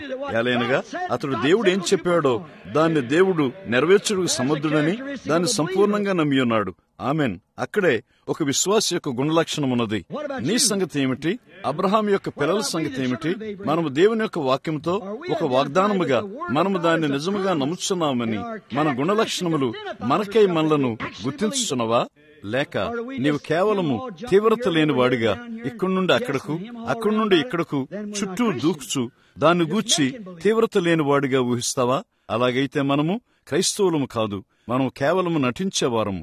కానీ మనం నిజంగా వాగ్దానంతో నిలబడినప్పుడు చిన్నగా దాన్ని అక్కడికి లాగి దానితో నిలబడి ఉంటాము. అబ్రహాము దాన్ని చేశాడు. ఇప్పుడు మనం కనుగొన్నదేమంటే, ఒక రోజున 3 మనుషులు నడుచుకుంటూ వస్తున్నారు. బైబిల్ ఇక్కడేం చెప్పిందంటే, ఎండవేళ తప్పక మధ్యాహ్నమై ఉంటుంది. ఈ మనుషులు అక్కడికి నడిచి వచ్చి అతనితో మాట్లాడుతున్నారు. వారిలో 2 సొదొమకు వెళ్లారని మనం గ్రహించాము. మన రాత్రి దాని మీద మనం మాట్లాడదామని నేను నమ్ముతాను. వారిలో ఒకరు అబ్రహాముతో నిలిచి ఉన్నారు. అతనితో నిలిచి ఉన్న అతడు పిలిచిన ఈ మనిషిని ఆ మనిషి ఏం చేశాడో గమనించండి. ఒకరు ఆయన ఎలోహిం అయి ఉన్నాడని ఆయన గుణలక్షణముల ద్వారా గుర్తించబడ్డాడు. బైబిల్లోని మొదటి మాట ఎలోహిం అయి ఉన్నది, ఆదియందు దేవుడు. ఇప్పుడు వేదాంత పండితులైన మీలో ఎవరికైనా తెలుసు, దేవుడు అనగా భావము హెబ్రీ భాషలో ఎలోహిం అయి ఉన్నది. దాని భావము సర్వశక్తి గల దేవుడు, సర్వసమృద్ధి గలవాడు, తనకై తానుగా ఉన్నవాడు. ఎవరి నుండి ఏ సహాయం ఆయనకు అవసరం లేదు. ఎవరి అనువాదము ఆయనకు అవసరం లేదు. ఆయనే తన సొంత అనువాదకుడు. ఆయన సర్వసమృద్ధి గల దేవుడై ఉన్నాడు. సర్వాంతర్వ్యామి, సర్వజ్ఞాని, సర్వశక్తిమంతుడు. ఆయన దేవుడై ఉన్నాడు. అక్కడ ఆయన ఉండెను. మరియు అబ్రహాము వాక్యమును పట్టుకుని ఉన్న ఈ పితరుడు ఈ తోటి వాని వైపు చూశాడు. ఈ తోటి వ్యక్తి తన వీపును గుడారం వైపు తిప్పి ఆయన అన్నాడు, నీ భార్య అయిన శారా ఎక్కడున్నది?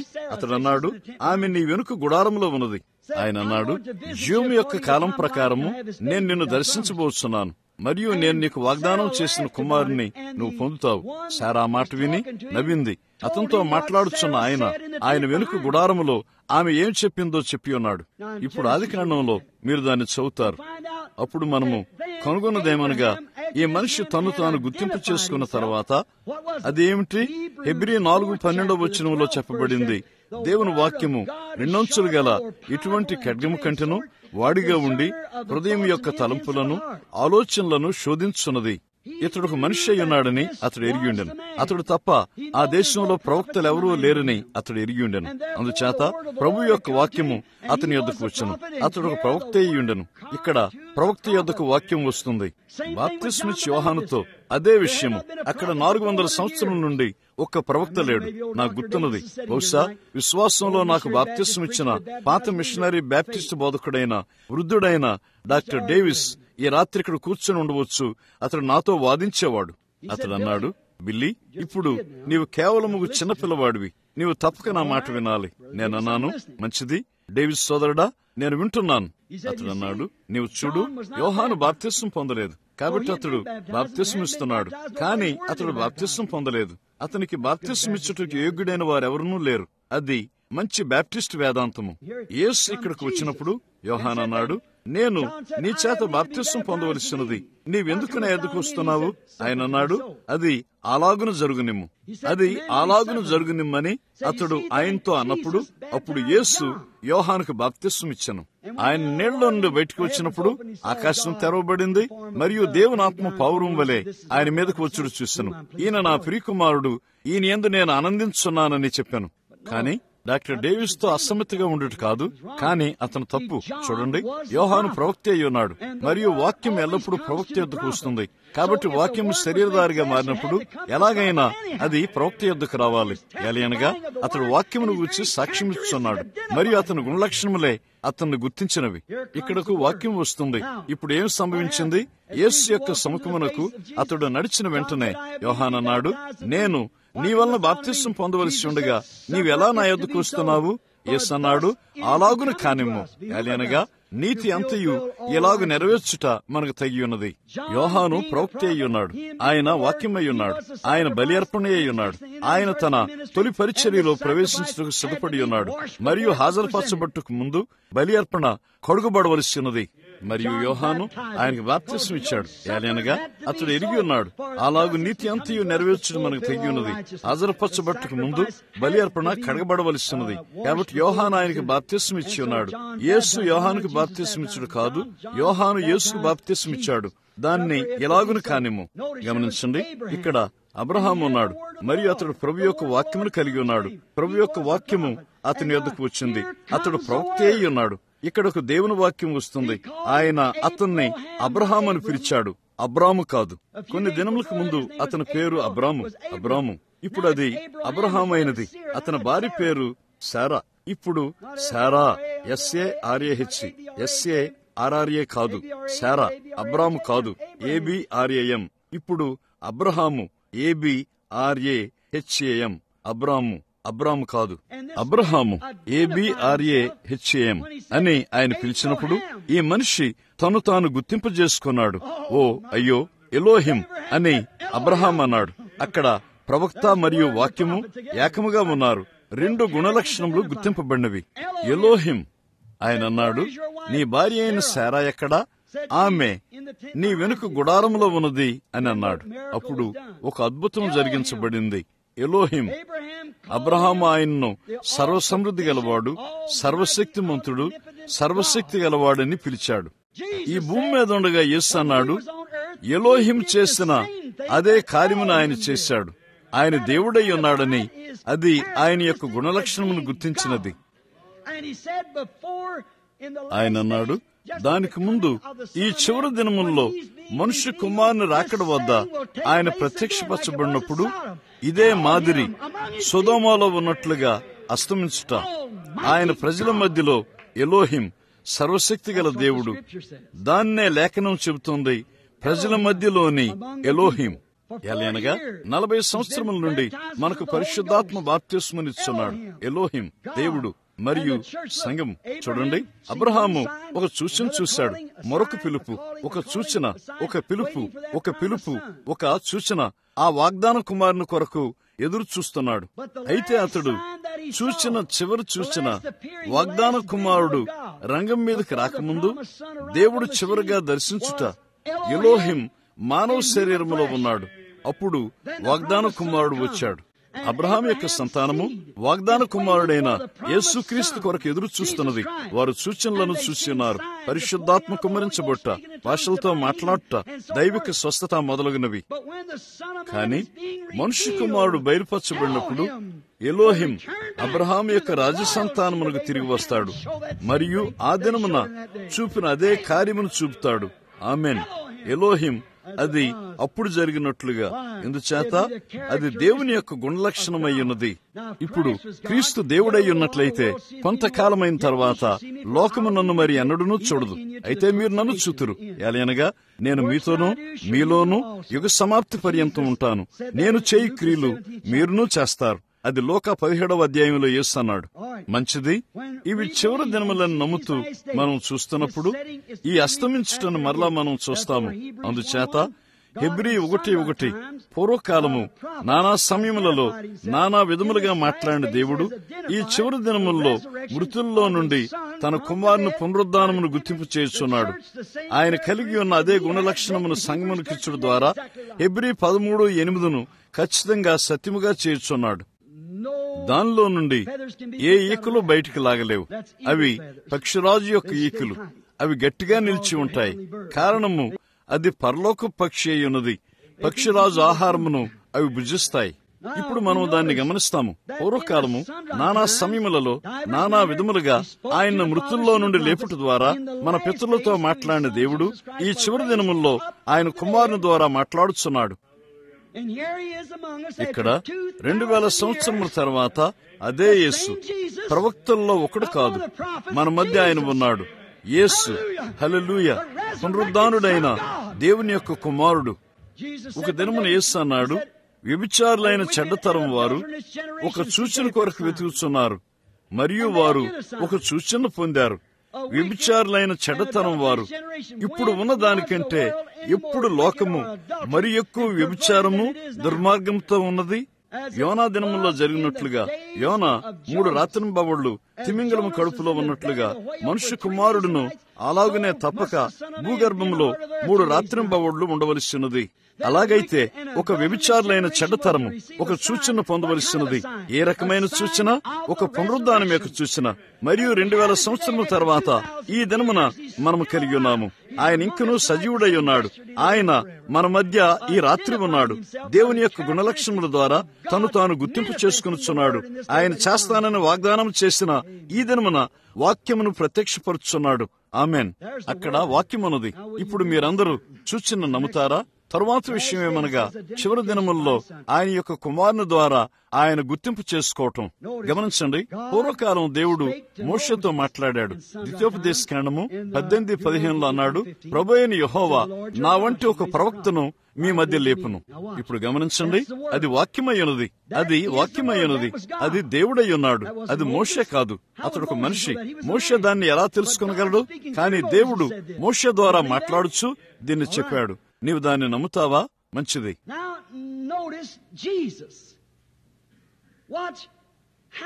ఇప్పుడు యేసును గమనించండి, ఎలా ఆయన గుణలక్షణములు వాక్యమును సత్యమని గుర్తించి ఉన్నవో ఆయన నిశ్చయముగా గుర్తించబడ్డాడు. ఆయన ఎలా ఉంటాడని మోషే చెప్పాడో ఆయన ఈ గుణలక్షణముల ద్వారా గుర్తించబడ్డాడు. ఈ దినమున వారిలో అనేకులు ఒక గొప్ప నాయకుని వారు చూడాలనుకుంటారు. ఓ, ఈయన డాక్టర్ PhD ఫలానా ఫలానా అంటారు. ఆయన హార్ట్ఫోర్డ్ విశ్వవిద్యాలయం నుండి వచ్చిన వ్యక్తి, లేక అతడు ఏదో ఒక గొప్ప స్థలం నుండి వచ్చిన వ్యక్తి అని అంటారు. అది దేవుని యొక్క గుర్తింపు కాదు. లేదు లేదు, దాన్ని గూర్చి ఒక్క సంగతి లేదు. దేవుణ్ణి గుర్తింపు చేసేది వాక్యమయ్యున్నది. చూడండి, యేసు ఒక వేదాంత పండితుడు కాదు, లేక ఒక యాజకుడు కాదు, లోకమునకు ఒక బోధకుడు కాదు. ఆయన లోకమునకు ఒక ద్రోహిగా ఉన్నాడు. కానీ దేవుడు ఆయన ద్వారా తన వాక్యమును రుజువు చేస్తున్నాడు. అది ఆయన్ని ఇమ్మానుయేలుగా చేసింది. అదే ఆయన యొక్క గుర్తింపు అయ్యున్నది. ఇప్పుడు ఇక్కడ దేవుడు ఏమి చేస్తానని మోషే ద్వారా పూర్వకాలం ముందు చెప్పి ఉన్నాడో దాన్నే ఆయన చేస్తున్నాడు. ఇప్పుడు ఆయన పేతురును కలుసుకున్నప్పుడు గమనించండి, మొన్నటి దినమున మనము చిత్రీకరించినట్లుగా ఆయన పేతురును కలుసుకున్నప్పుడు అతడు ఏమై ఉన్నాడో ఆయన చెప్పాడు. ఈ సూచన పేతురుకు ఆయన మెస్సియా అయి ఉన్నాడని వాదనను గుర్తించినది. ఏలైనగా వాక్యం చెప్పింది, ప్రభువైన యెహోవా ఒక ప్రవక్తను లేపుతాడు. ఆయన ఎక్కడ ఉన్నాడో అక్కడికి పేతురు వచ్చాడు. అప్పుడు అతడు సీమోన్ అయి ఉన్నాడు. యేసు అతని వైపు చూసి ఇలా అన్నాడు, నీ పేరు సీమోను, నీవు యోనా కుమారుడు. అది క్రీస్తు యొక్క గుణలక్షణమును మోషే చెప్పిన వాగ్దాన వాక్యంగా ఉంటాడని అది గుర్తించింది. యేసును మెస్సయాగా ఆ సూచన గుర్తించినదని పేతురు గుర్తుపెట్టాడు. దేవుడు క్రీస్తులో ఉన్నాడు. చివరి దినముల యొక్క అభిషేకం నతానియేలు కూడా గుర్తుంచుకోండి, సీమోను పేతురని ఆయన చెప్పి ఉన్నాడు. ఇప్పుడు నతానియేలును గమనించండి, అతడు ఏం చేశాడో ఆయన చెప్పి ఉన్నాడు. నేను చూసినప్పుడు నీ ఒక చెట్టు కింద ఉన్నావు. అది మెస్సియాను గుర్తించింది. అతడు అన్నాడు, నీవు దేవుని కుమారుడు, నీవు ఇశ్రాయేలు రాజు. ఆయన మెస్సియా అయి ఉన్నాడని వాగ్దాన వాక్యం యొక్క గుణలక్షణముల ద్వారా గుర్తింపబడ్డాడు. ప్రభువైన యెహోవా ఒక ప్రవక్తను మీ మధ్య లేపును. ఆ బావి దగ్గరున్న చిన్న స్త్రీ, ఆమె ఏమై ఉన్నదో ఆయన చెప్పాడు. మరియు అది వాగ్దానం చేయబడిన మెస్సియాగా గుర్తించింది. చూడండి, ఆయన గుణశీలము, ఆయన గుణలక్షణములు వాక్యము గుర్తింపబడింది. వాక్యము దేవుడై ఉన్నాడని ఆయన గుణలక్షణములు చూపుతున్నవి. కాబట్టి అది దేవుడు క్రీస్తులో గుర్తించబట్టే ఉన్నది. ఇప్పుడు దాన్ని గమనించండి, కనిపెట్టండి. పేతురుకు అతని పేరును పిలుచుడు ద్వారా ఆయన గుర్తింపబడ్డాడు. అతడు ఏం చేశాడో చెప్పుడు ద్వారా ఆయన నతానియేలు గుర్తింపబడ్డాడు. ఆమె ఎవరో, ఆమె ఏమి చేసిందో, ఆమె ఏమై ఉన్నదో చెప్పుడు ద్వారా ఆయన ఆ స్త్రీ ద్వారా గుర్తించబడ్డాడు. ఆమె ఏమై ఉన్నదో చెప్పుడు ద్వారా ఆ స్త్రీ ద్వారా ఆయన గుర్తించబడ్డాడు. అది మెస్సియా యొక్క గుణలక్షణమై ఉన్నదని ఆయన తన మెస్సియా గుణలక్షణంను గుర్తింపజేసుకున్నాడు. ఆ చిన్న స్త్రీ వైపు చూడండి. ఆమె దాన్నే చెబుతుంది, అయ్యా, నీవు ఒక ప్రవక్తమని గ్రహించున్నాను. ఎన్నో వందల సంవత్సరం నుండి మాకు ప్రవక్త లేడు. మేము ఎన్నో సంఘములను కలిగి ఉన్నాము. ఎన్నో వివాదములు, సంఘశాఖలు, భేదములున్నవి. కానీ ఎన్నో వందల సంవత్సరం నుండి మాకు ఒక ప్రవక్త లేడు. మెస్సియా వచ్చినప్పుడు ఇది ఆయన్ను గుర్తిస్తుందని మాకు తెలుసు. ఆయన అన్నాడు, నీతో మాట్లాడుచున్న నేనే ఆయన్ను. దాన్ని గూర్చి అస్పష్టమైనదేదియూ లేదు. నేనే ఆయనను. అది ఆయన్ను గుర్తించినది. రక్తస్రావము గల స్త్రీ ఆయనను వాక్యంగా గుర్తించింది. ఎలా? ఆమె విశ్వాసం ఆయన్ను తాకినప్పుడు ఆయన ఏం చేశాడో దాని ద్వారా ఆయన చుట్టూ తిరిగి నన్ను ఎవరు ముట్టారన్నాడు. ఏదో సంభవించిందని ఆయన ఎరిగెను. అది యేసును మెస్సియాగా గుర్తించింది. ఆమె దాన్ని నమ్మింది. మరియు ఆమె అన్నది, నేను ఆయన వస్త్రపు చెంగును మాత్రం ముట్టినట్లయితే నేను స్వస్థపడతాను. ఆమె ఆయన్ని ముట్టిన వెంటనే ఆయన వెనుకకు తిరిగి అన్నాడు, నన్ను ఎవరు ముట్టారు? వారందరూ దాన్ని నిరాకరించారు. కానీ ఆయన మెస్సియా గుణ లక్షణములు, ఆమేన్, మీరు దాన్ని చూస్తారని నేను నమ్ముతాను. సంగమా, వినండి, మనం ముగించుచుండగా ఆమె ఆయన్ని అక్కడ ముట్టింది. అక్కడ వందల మంది ఆయన్ని ముట్టుకు ప్రయత్నం చేస్తున్నారు. పేతురు సైతము ఆయన్ని గద్దించి, బాగుంది, అందరూ నిన్ను ముట్టుచున్నారు. ఆయన అన్నాడు, అవును, ఎవరో నన్ను ప్రత్యేకంగా ముట్టారు. అదే భేదము, ఆ విశ్వాసపు తాకుడు. చూడండి, ఆయన అన్నాడు, ఎవరో నన్ను ముట్టారు. అది ఒక భిన్నమైన తాకుడు. నేను బలహీనమయ్యాను. నా నుండి బలం వెడిపోయింది. శక్తి నాలో నుండి వెడిపోయింది. ఇప్పుడు ఆయన అక్కడ నిలబడ్డాడు. ఇప్పుడు మరొక మాటలో ఆయన సొంత శిష్యులు సైతము అంటున్నారు, నీవు ఒక విధమైన అభ్యంతరకరమైన వ్యక్తిగా ఉన్నావు. ఎందుకంటే ప్రజలందరూ నిన్ను తాకుచున్నారు. ఇప్పుడు ఆయన గుణలక్షణాలను గమనించండి. ఆయన చుట్టూ తిరిగి జనసమూహం గుండా చూశాడు. ఆయన తిన్నగా బయట ఆమెను గుర్తించాడు. ఇక ఎంత మాత్రం ఆమె తను తాను దాక్కోలేకపోయింది. ఆమె స్థితిని గూర్చి ఆయన ఆమెతో చెప్పేలా అన్నాడు, ఆమె విశ్వాసం ఆమెను స్వస్థపరిచింది. దీన్ని బట్టి ఆమె ఎరిగి ఉన్నది. అది హెబ్రీ 4:12. వాక్యము హృదయం యొక్క తలంపులను, ఆలోచనలను వివేచిస్తుంది. ఆయన గుణలక్షణము వాక్యంగా ఉంటుందని గుర్తించబడింది. దేవుని వాక్యము శరీరధారి అయి మన మధ్య నివసించాడు. ఆమెన్. నిన్న, నేడు, నిరంతరము ఏకరీతిగా ఉన్న పునరుద్ధానుడైన యేసు ఈ రాత్రి మన మధ్య జీవించున్నాడని, అదే ఈ రాత్రి ఆయనను గుర్తించున్నదని నేను తలస్తాను. ఇప్పుడు హెబ్రీ 13:8 సత్యమై ఉన్నది. అప్పుడు చేసినట్లుగా అదే విధానములో ఆయన గుణలక్షణం ఆయన్ని గుర్తిస్తుంది. పునరుద్ధానం తర్వాత క్లియోప మరియు వారి వైపు చూడండి. ఆయన సిలువ వేయబట్టుకు ముందు సరిగ్గా చేసి ఉన్నట్లుగానే రొట్టెను విరుచుడు ద్వారా ఆయన తను తాను గుర్తింపజేసుకున్నాడు. అది ఆయన గుణలక్షణమును గుర్తించి ఉన్నది. ఏలయనగా ఆ మార్గంలోనే ఆయన దాన్ని చేశాడు. ఇప్పుడు ఈ రాత్రికి ఆయన ఇక్కడ ఉన్నట్లయితే ఎలా ఆయన తను తాను గుర్తింపజేసుకుంటాడు? సరిగ్గా ఆయన నిన్న చేసి ఉన్నట్లుగానే. ఏలయనగా ఆయన నేడు మరియు నిరంతరము ఏకరీతిగా ఉన్నాడు. అదే ఆయన చూసినది. హెబ్రీ 4:14 మరియు 15 వచనములు ఆయన మన ప్రధాన యాజకుడై ఉన్నాడని చెబుతుంది. మరియు మన బలహీనతల ద్వారా మనం ఆయన్ని తాకవచ్చును. ఇప్పుడు తిన్నగా ఆయన మన ప్రధాన యాజకుడై ఉన్నాడు. ఆయన మరణము, ఆయన సమాధి, ఆయన పునరుద్ధానం తర్వాత, ఆయన ఆరోహణం తర్వాత, ఆమెన్, ఆయన ఇంకను నిన్న, నేడు, నిరంతరం ఏకరీతిగా ఉన్నాడు. మన బలహీనతల ద్వారా మనం ఆయన్ని తాకవచ్చును. ఆమెన్. దానిని నమ్ము ప్రతి పురుషునికి మరియు ప్రతి స్త్రీకి తిన్నగా ఆయన అదే అయ్యున్నాడు. ఆయన నిన్న, నేడు, నిరంతరము ఏకరీతిగా ఉన్నాడు. మన ప్రధాన యాజకుడై ఉన్నాడు. ఆయన సదాకాలం జీవించును. నీవు దాన్ని నమ్ముతావా? ఆయన భూమి మీద జీవించినప్పుడు ఉన్నట్లుగానే ఆయన గుణలక్షణములు ఎడతెక్కకుండా గుర్తించబడతాయి. పరిశుద్ధాత్మ యొక్క రూపంలో ఈ రాత్రి ఆయన ఇంకనూ జీవించున్నాడు. ఆయన సదాకాలం జీవించును. ఆయన ఇంకనూ జీవిస్తున్నట్లయితే సరిగ్గా ఎల్లప్పుడూ అది చేసినట్లుగానే ఆయన గుణలక్షణములు ఆయన్ని వెంబడించును. ఈ రాత్రి నేనెంతో కృతజ్ఞుడును. అదేమనగా పూర్వకాలము నానా సమయములలో నానా విధములుగా మన పితరులతో ప్రవక్తల ద్వారా మాట్లాడిన దేవుడు ఈ చివరి దినముల్లో ఆయన కుమారుడైన క్రీస్తు ద్వారా మాట్లాడుచున్నాడు. అయ్యో, నేనింత దీర్ఘంగా మాట్లాడానని నాకు తెలియదు. దాన్ని గూర్చి నేను మర్చిపోయాను. నన్ను మన్నించండి. నేను ముగిస్తాను. మనం ప్రార్థన చేసుకుందాం. పరలోకపు తండ్రి, గొప్ప దయగల దేవా, ప్రభువా, నేను బహుశా ఎక్కువ మాట్లాడవచ్చు. దేవా, నేను ఎక్కువ మాట్లాడినట్లయితే నన్ను క్షమించమని ప్రార్థిస్తాను. కానీ దేవా, నేను ఏం చెప్పానో దాన్ని బట్టి నేను క్షమాపణ అడగలేను. నీ వాక్యంలో సరిగ్గా నీవేం చెప్పావో నేను దాన్నే చెప్పాను. ప్రభువా, నీ నుండి సరిగ్గా వచ్చే 1 లేక 2 మాటలు బహుశా ప్రతి ఒక్కరూ దాన్ని ఇక్కడ చూసుదురుగాక.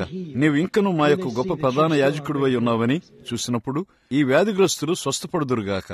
తరువాత ఈ కొద్ది నిమిషంలో ఈ వర్తమానము తిరిగి యథార్థంగా జీవింపు చేయము. నీవు నిన్న నేడు నిరంతరం ఏకరీతిగా ఉన్నావని నేను నీ వాక్యం ద్వారా ఏం చెప్పానో ఈ రాత్రి నీ గుణలక్షణములు మా మధ్య గుర్తింపబడనిము. ఏలైనగా యేసు నామములో దాన్ని మేము అడుగుతున్నాము. ఆమెన్. ఇప్పుడు ఒక్క క్షణము, నాకు కొంచెం ఆలస్యమైంది. అయితే ఇంకా కొంచెము ఓ చిన్న ప్రార్థనా వరస కొరకు 15 లేక 20 నిమిషాల పాటు మీరందరూ సహించాలి. మీరు సహించగలిగినట్లయితే మీ చేతులనెత్తండి. మంచిది. మీకు వందనములు. 9:30 గంటలకు మిమ్మల్ని బయటికి విడిచిపెడతానని నేను వాగ్దానం చేశాను. ఇప్పుడు అది సమయమై ఉన్నది. ఇప్పుడు ఇంకా 20 నిమిషాలున్నది. తిన్నగా నేను త్వరపడతాను. ఏ ప్రార్థనా కార్డులు ఈ రోజు వారు బయటకిచ్చారు?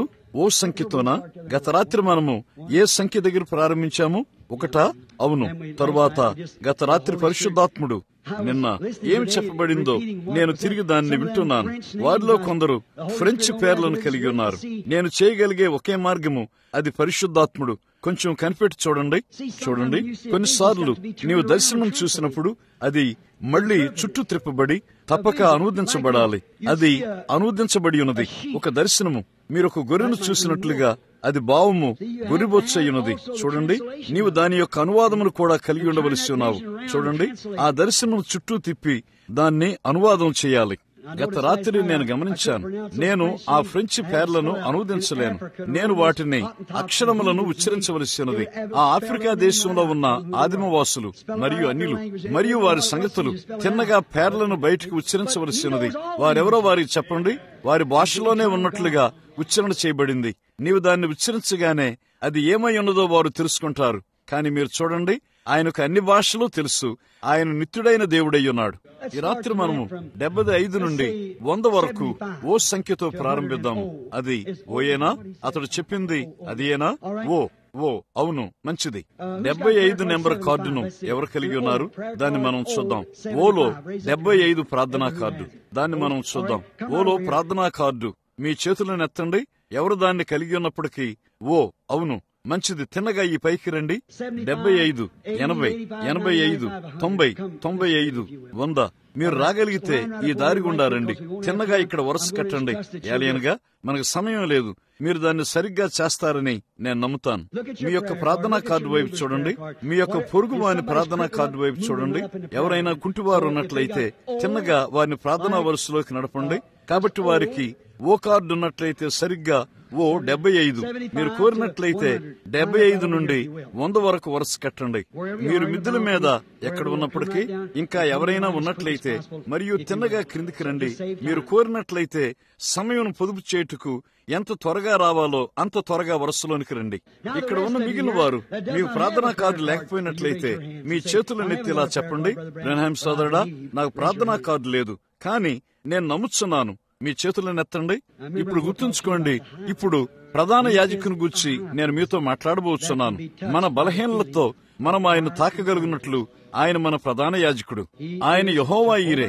యెహోవా తన కొరకు బలి అర్పణను సిద్ధపరచుకున్నాను. ఆయన యెహోవా రాఫా. నీ వ్యాధులన్నిటినీ స్వస్థపరచు యెహోవా అని నేనే. మీరు దాన్ని నమ్ముతారా? ఆయన యెహోవా మనష్షే. ఆయన ఇంకను కేడము, డాలు, మన సమాధానము. మంచిది. యెహోవా యొక్క విమోచన నామములన్నీ యేసుకు అన్వయించబడతాయని ఎంతమంది నమ్ముతారు? నిశ్చయముగా ఆయన అలాగున ఉండవలసి ఉన్నది. ఎందుకు? అవి వేరు చేయబడినవిగా ఉన్నాయి. అందుచేత ఆయన అవన్నీగా ఉండవలసి ఉన్నాడు. ఆయన ఇంకను యెహోవా ఈరే అయితే ఆయన యెహోవా రాఫా అయి ఉన్నాడు. ఆయన యెహోవా ఈరే అన్నట్లయితే ఆయన యెహోవా ఈరే. రక్షణ కొరకు యెహోవా బలి అర్పణను సిద్ధం చేశాడు. అప్పుడు ఆయన యెహోవా రాఫా, మన రోగములన్నింటినీ బాగు చేయవాడు. ఆమేన్. స్వస్థత దేవుని ద్వారా మాత్రమే రాగలదు. మంచిది. ప్రజలు వరుస కడుతూ ఉండగా వారెవరో మరియు నాకు వారేమై ఉన్నారో చూచుటకు నాకు సమయం లేదు. కానీ ఇప్పుడు నేను మిమ్మల్ని ఎరుగునని బయట ఉన్న వారందరికీ తెలుసు. మీ చేతులెత్తండి, నాకు దేవుడు అవసరమని చెప్పండి.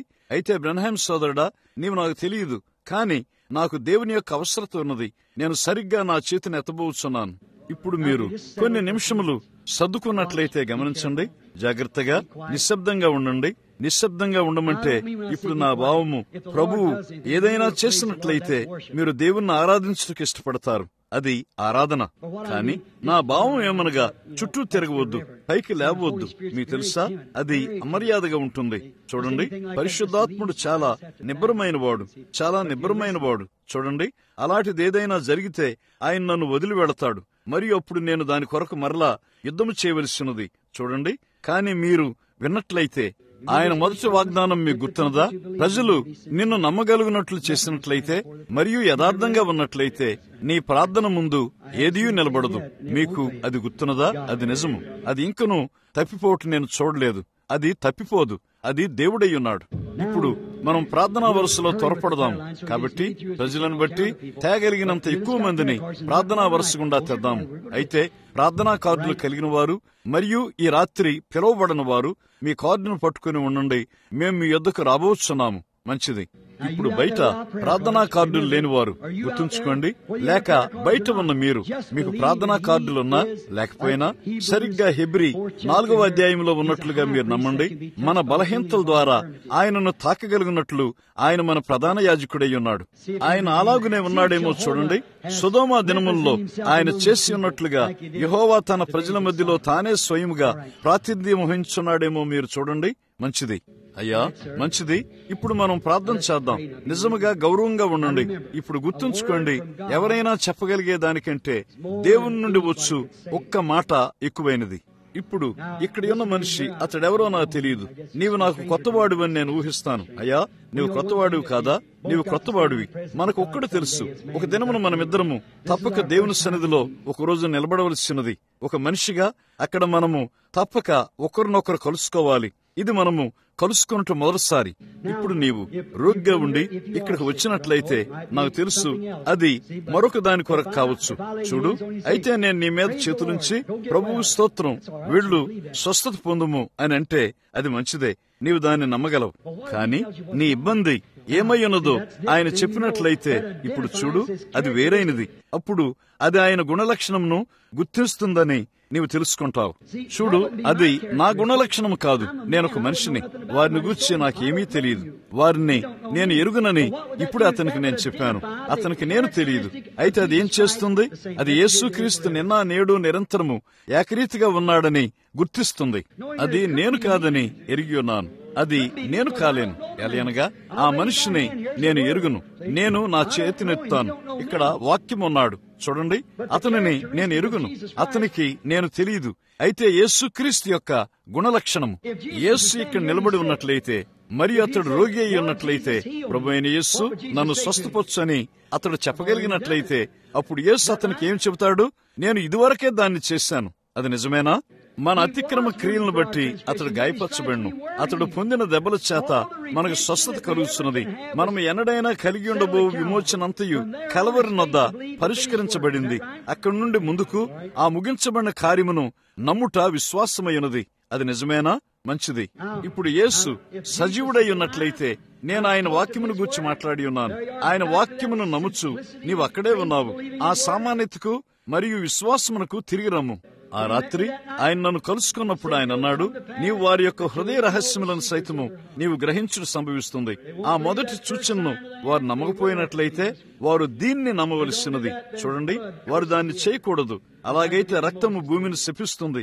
సరిగ్గా అది మోషే కాలంలో చేసినట్లుగానే ఉన్నది. ఆ రెండు సూచనలను నమ్మకపోయినట్లయితే అప్పుడు భూమి మీద రక్తమును కుమ్మరింపుము. చూడండి, భూమి మీద నీటిని కుమ్మరింపుము, అది రక్తంగా మారుతుంది. ఇప్పుడు కొంచెము దాన్ని కనుగొందాము.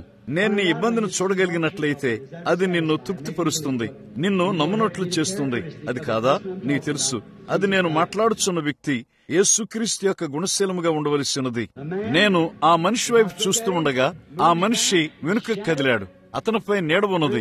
కనీసం ఏదియో ఏ మందు అతనికి ఎన్నడూ అతనికి సహాయపడలేదు. అతడు చనిపో స్థితిలో ఉన్నాడు. అది నిజము. అతడు ఒక శస్త్రచికిత్సను కలిగి ఉన్నాడు. మరి అది పౌరుష గంధి శస్త్రచికిత్స. అది క్యాన్సర్. మరియు ఆ క్యాన్సర్ వ్యాధి నీ అంతటా వ్యాపించింది. అది సత్యమై ఉన్నట్లయితే నీ చేతినెత్తుము. దేవుడు మాత్రమే నిన్ను స్వస్థపరచగలడు. కానీ చూడు అయ్యా, నేను నీకు ఒక విషయం చెప్పాలి. ఆ దెయ్యము వైద్యుని యొక్క కత్తి నుండి దాక్కొనవచ్చు, కానీ వాడు దేవుని నుండి దాక్కొనలేడు. మీరు దాన్ని నమ్ముతారా? అది మీరు నమ్ముతారా? అలాగైతే నా ప్రార్థన ఏమనగా, యేసుక్రీస్తు నామములో అది నిన్ను విడిచిపెట్టునుగాక. ఆ మనిషి జీవించునుగాక. ఏమీ లేదు, బలహీనుడయ్యాడు. మంచిది. నీవు మరియు నేను ఒకరికొకరము క్రొత్త వారము. ఒక స్త్రీ మరియు పురుషుడు కలుసుకుంటా. ఇప్పుడు ఒక మనిషిగా నీవు నాకు తెలియదు. బహుశా ఒక స్త్రీగా నీవు నన్ను ఎరుగువు. నా పేరు గాని లేక నా చిత్రము గాని నీవు ఎంత మాత్రం ఎరుగువు, లేక అలాంటిది ఏదియూ నీకు తెలియదు. అయితే మనం ఒకరికొకరము ఎరుగుము. అవి మన గుణలక్షణములు. మనకు ఒకరి గుణలక్షణము మరి ఒకరికి తెలియదు.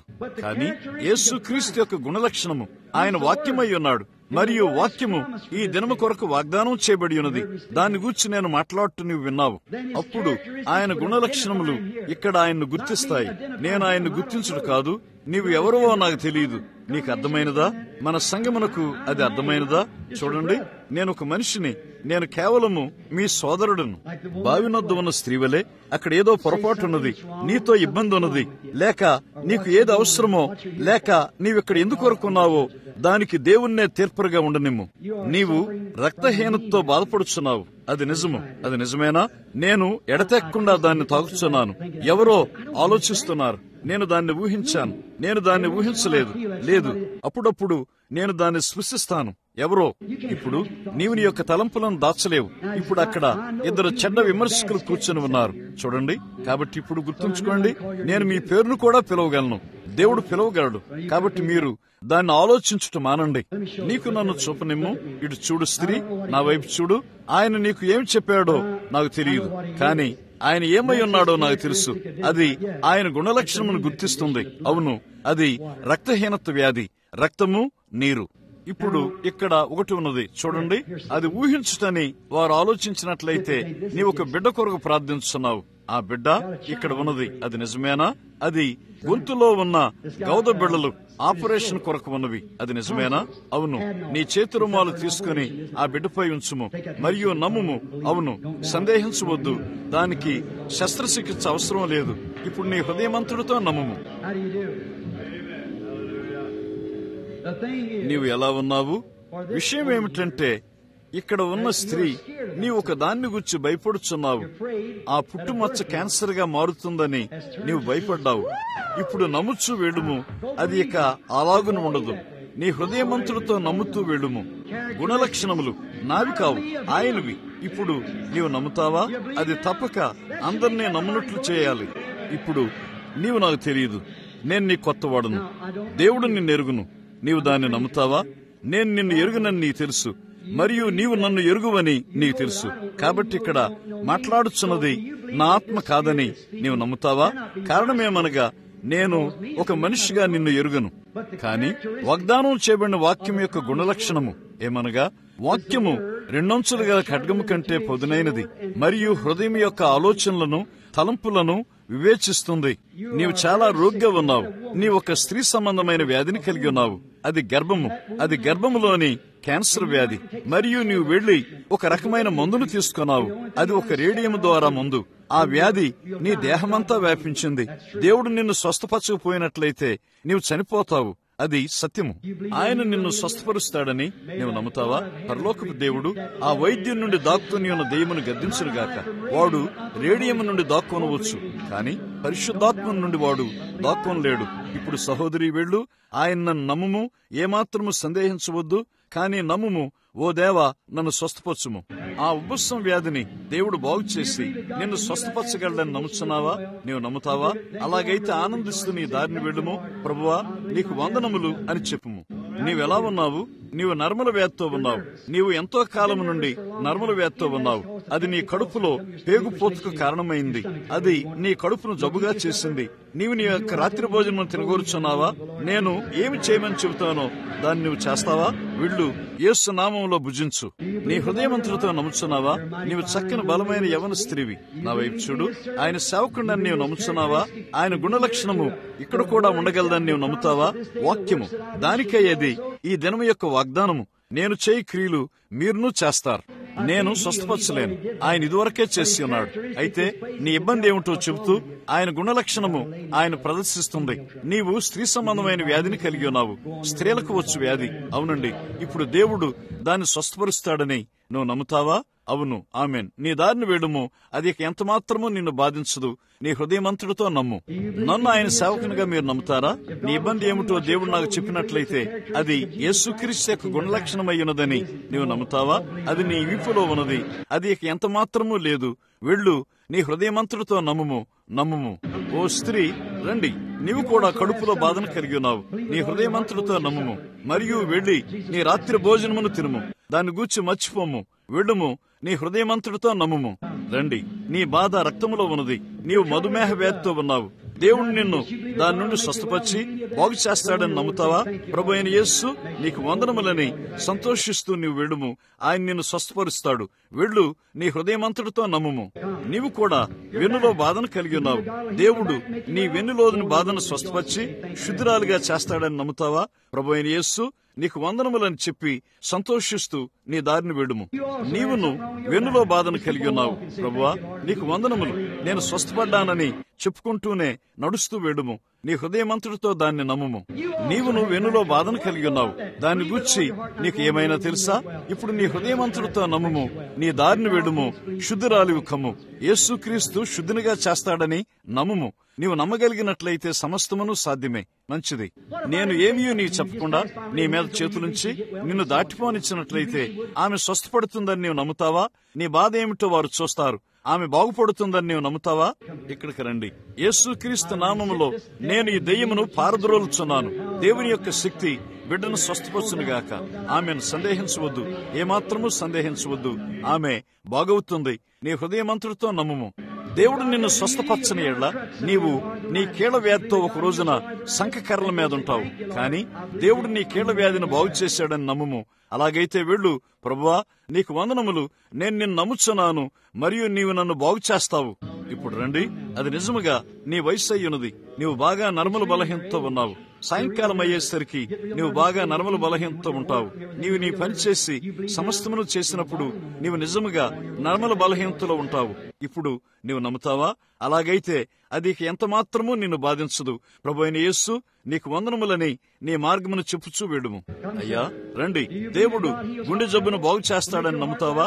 ఆయన నీ గుండెను బాగు చేస్తాడు. ప్రభువా, నీకు వందనములు, నా హృదయమంతుడితో నేను నమ్ముచున్నాను అని చెప్పుచూ వెడుచూ ఉండుము. దేవుడు క్షయవ్యాధిని కూడా స్వస్థపరిచి బాగు చేయను. అయ్యా, నీ హృదయమంతుడితో దాన్ని నమ్ముతున్నావా? మంచిది. ప్రభు అయిన యేసు నీకు వందనములని చెప్పుచు నీ దారిని సంతోషిస్తూ వెడుము.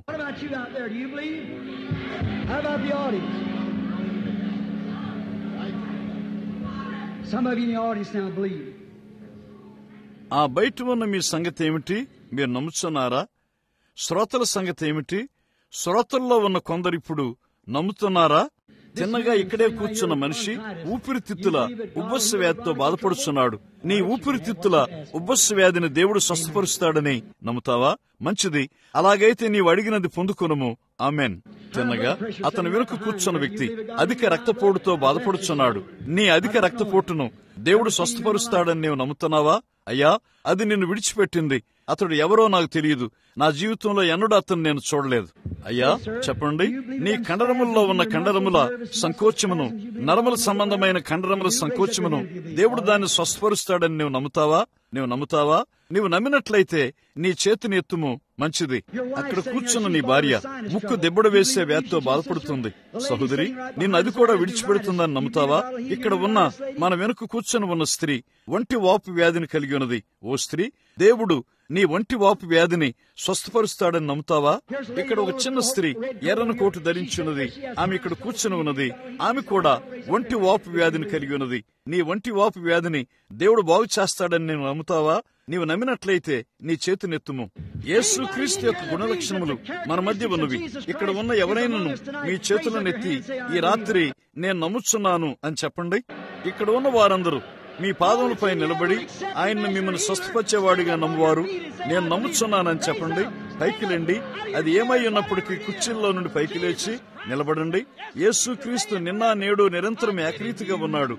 ప్రభు అయిన దేవుని పేరట నేను ఆయన్ను మీకిచ్చున్నాను.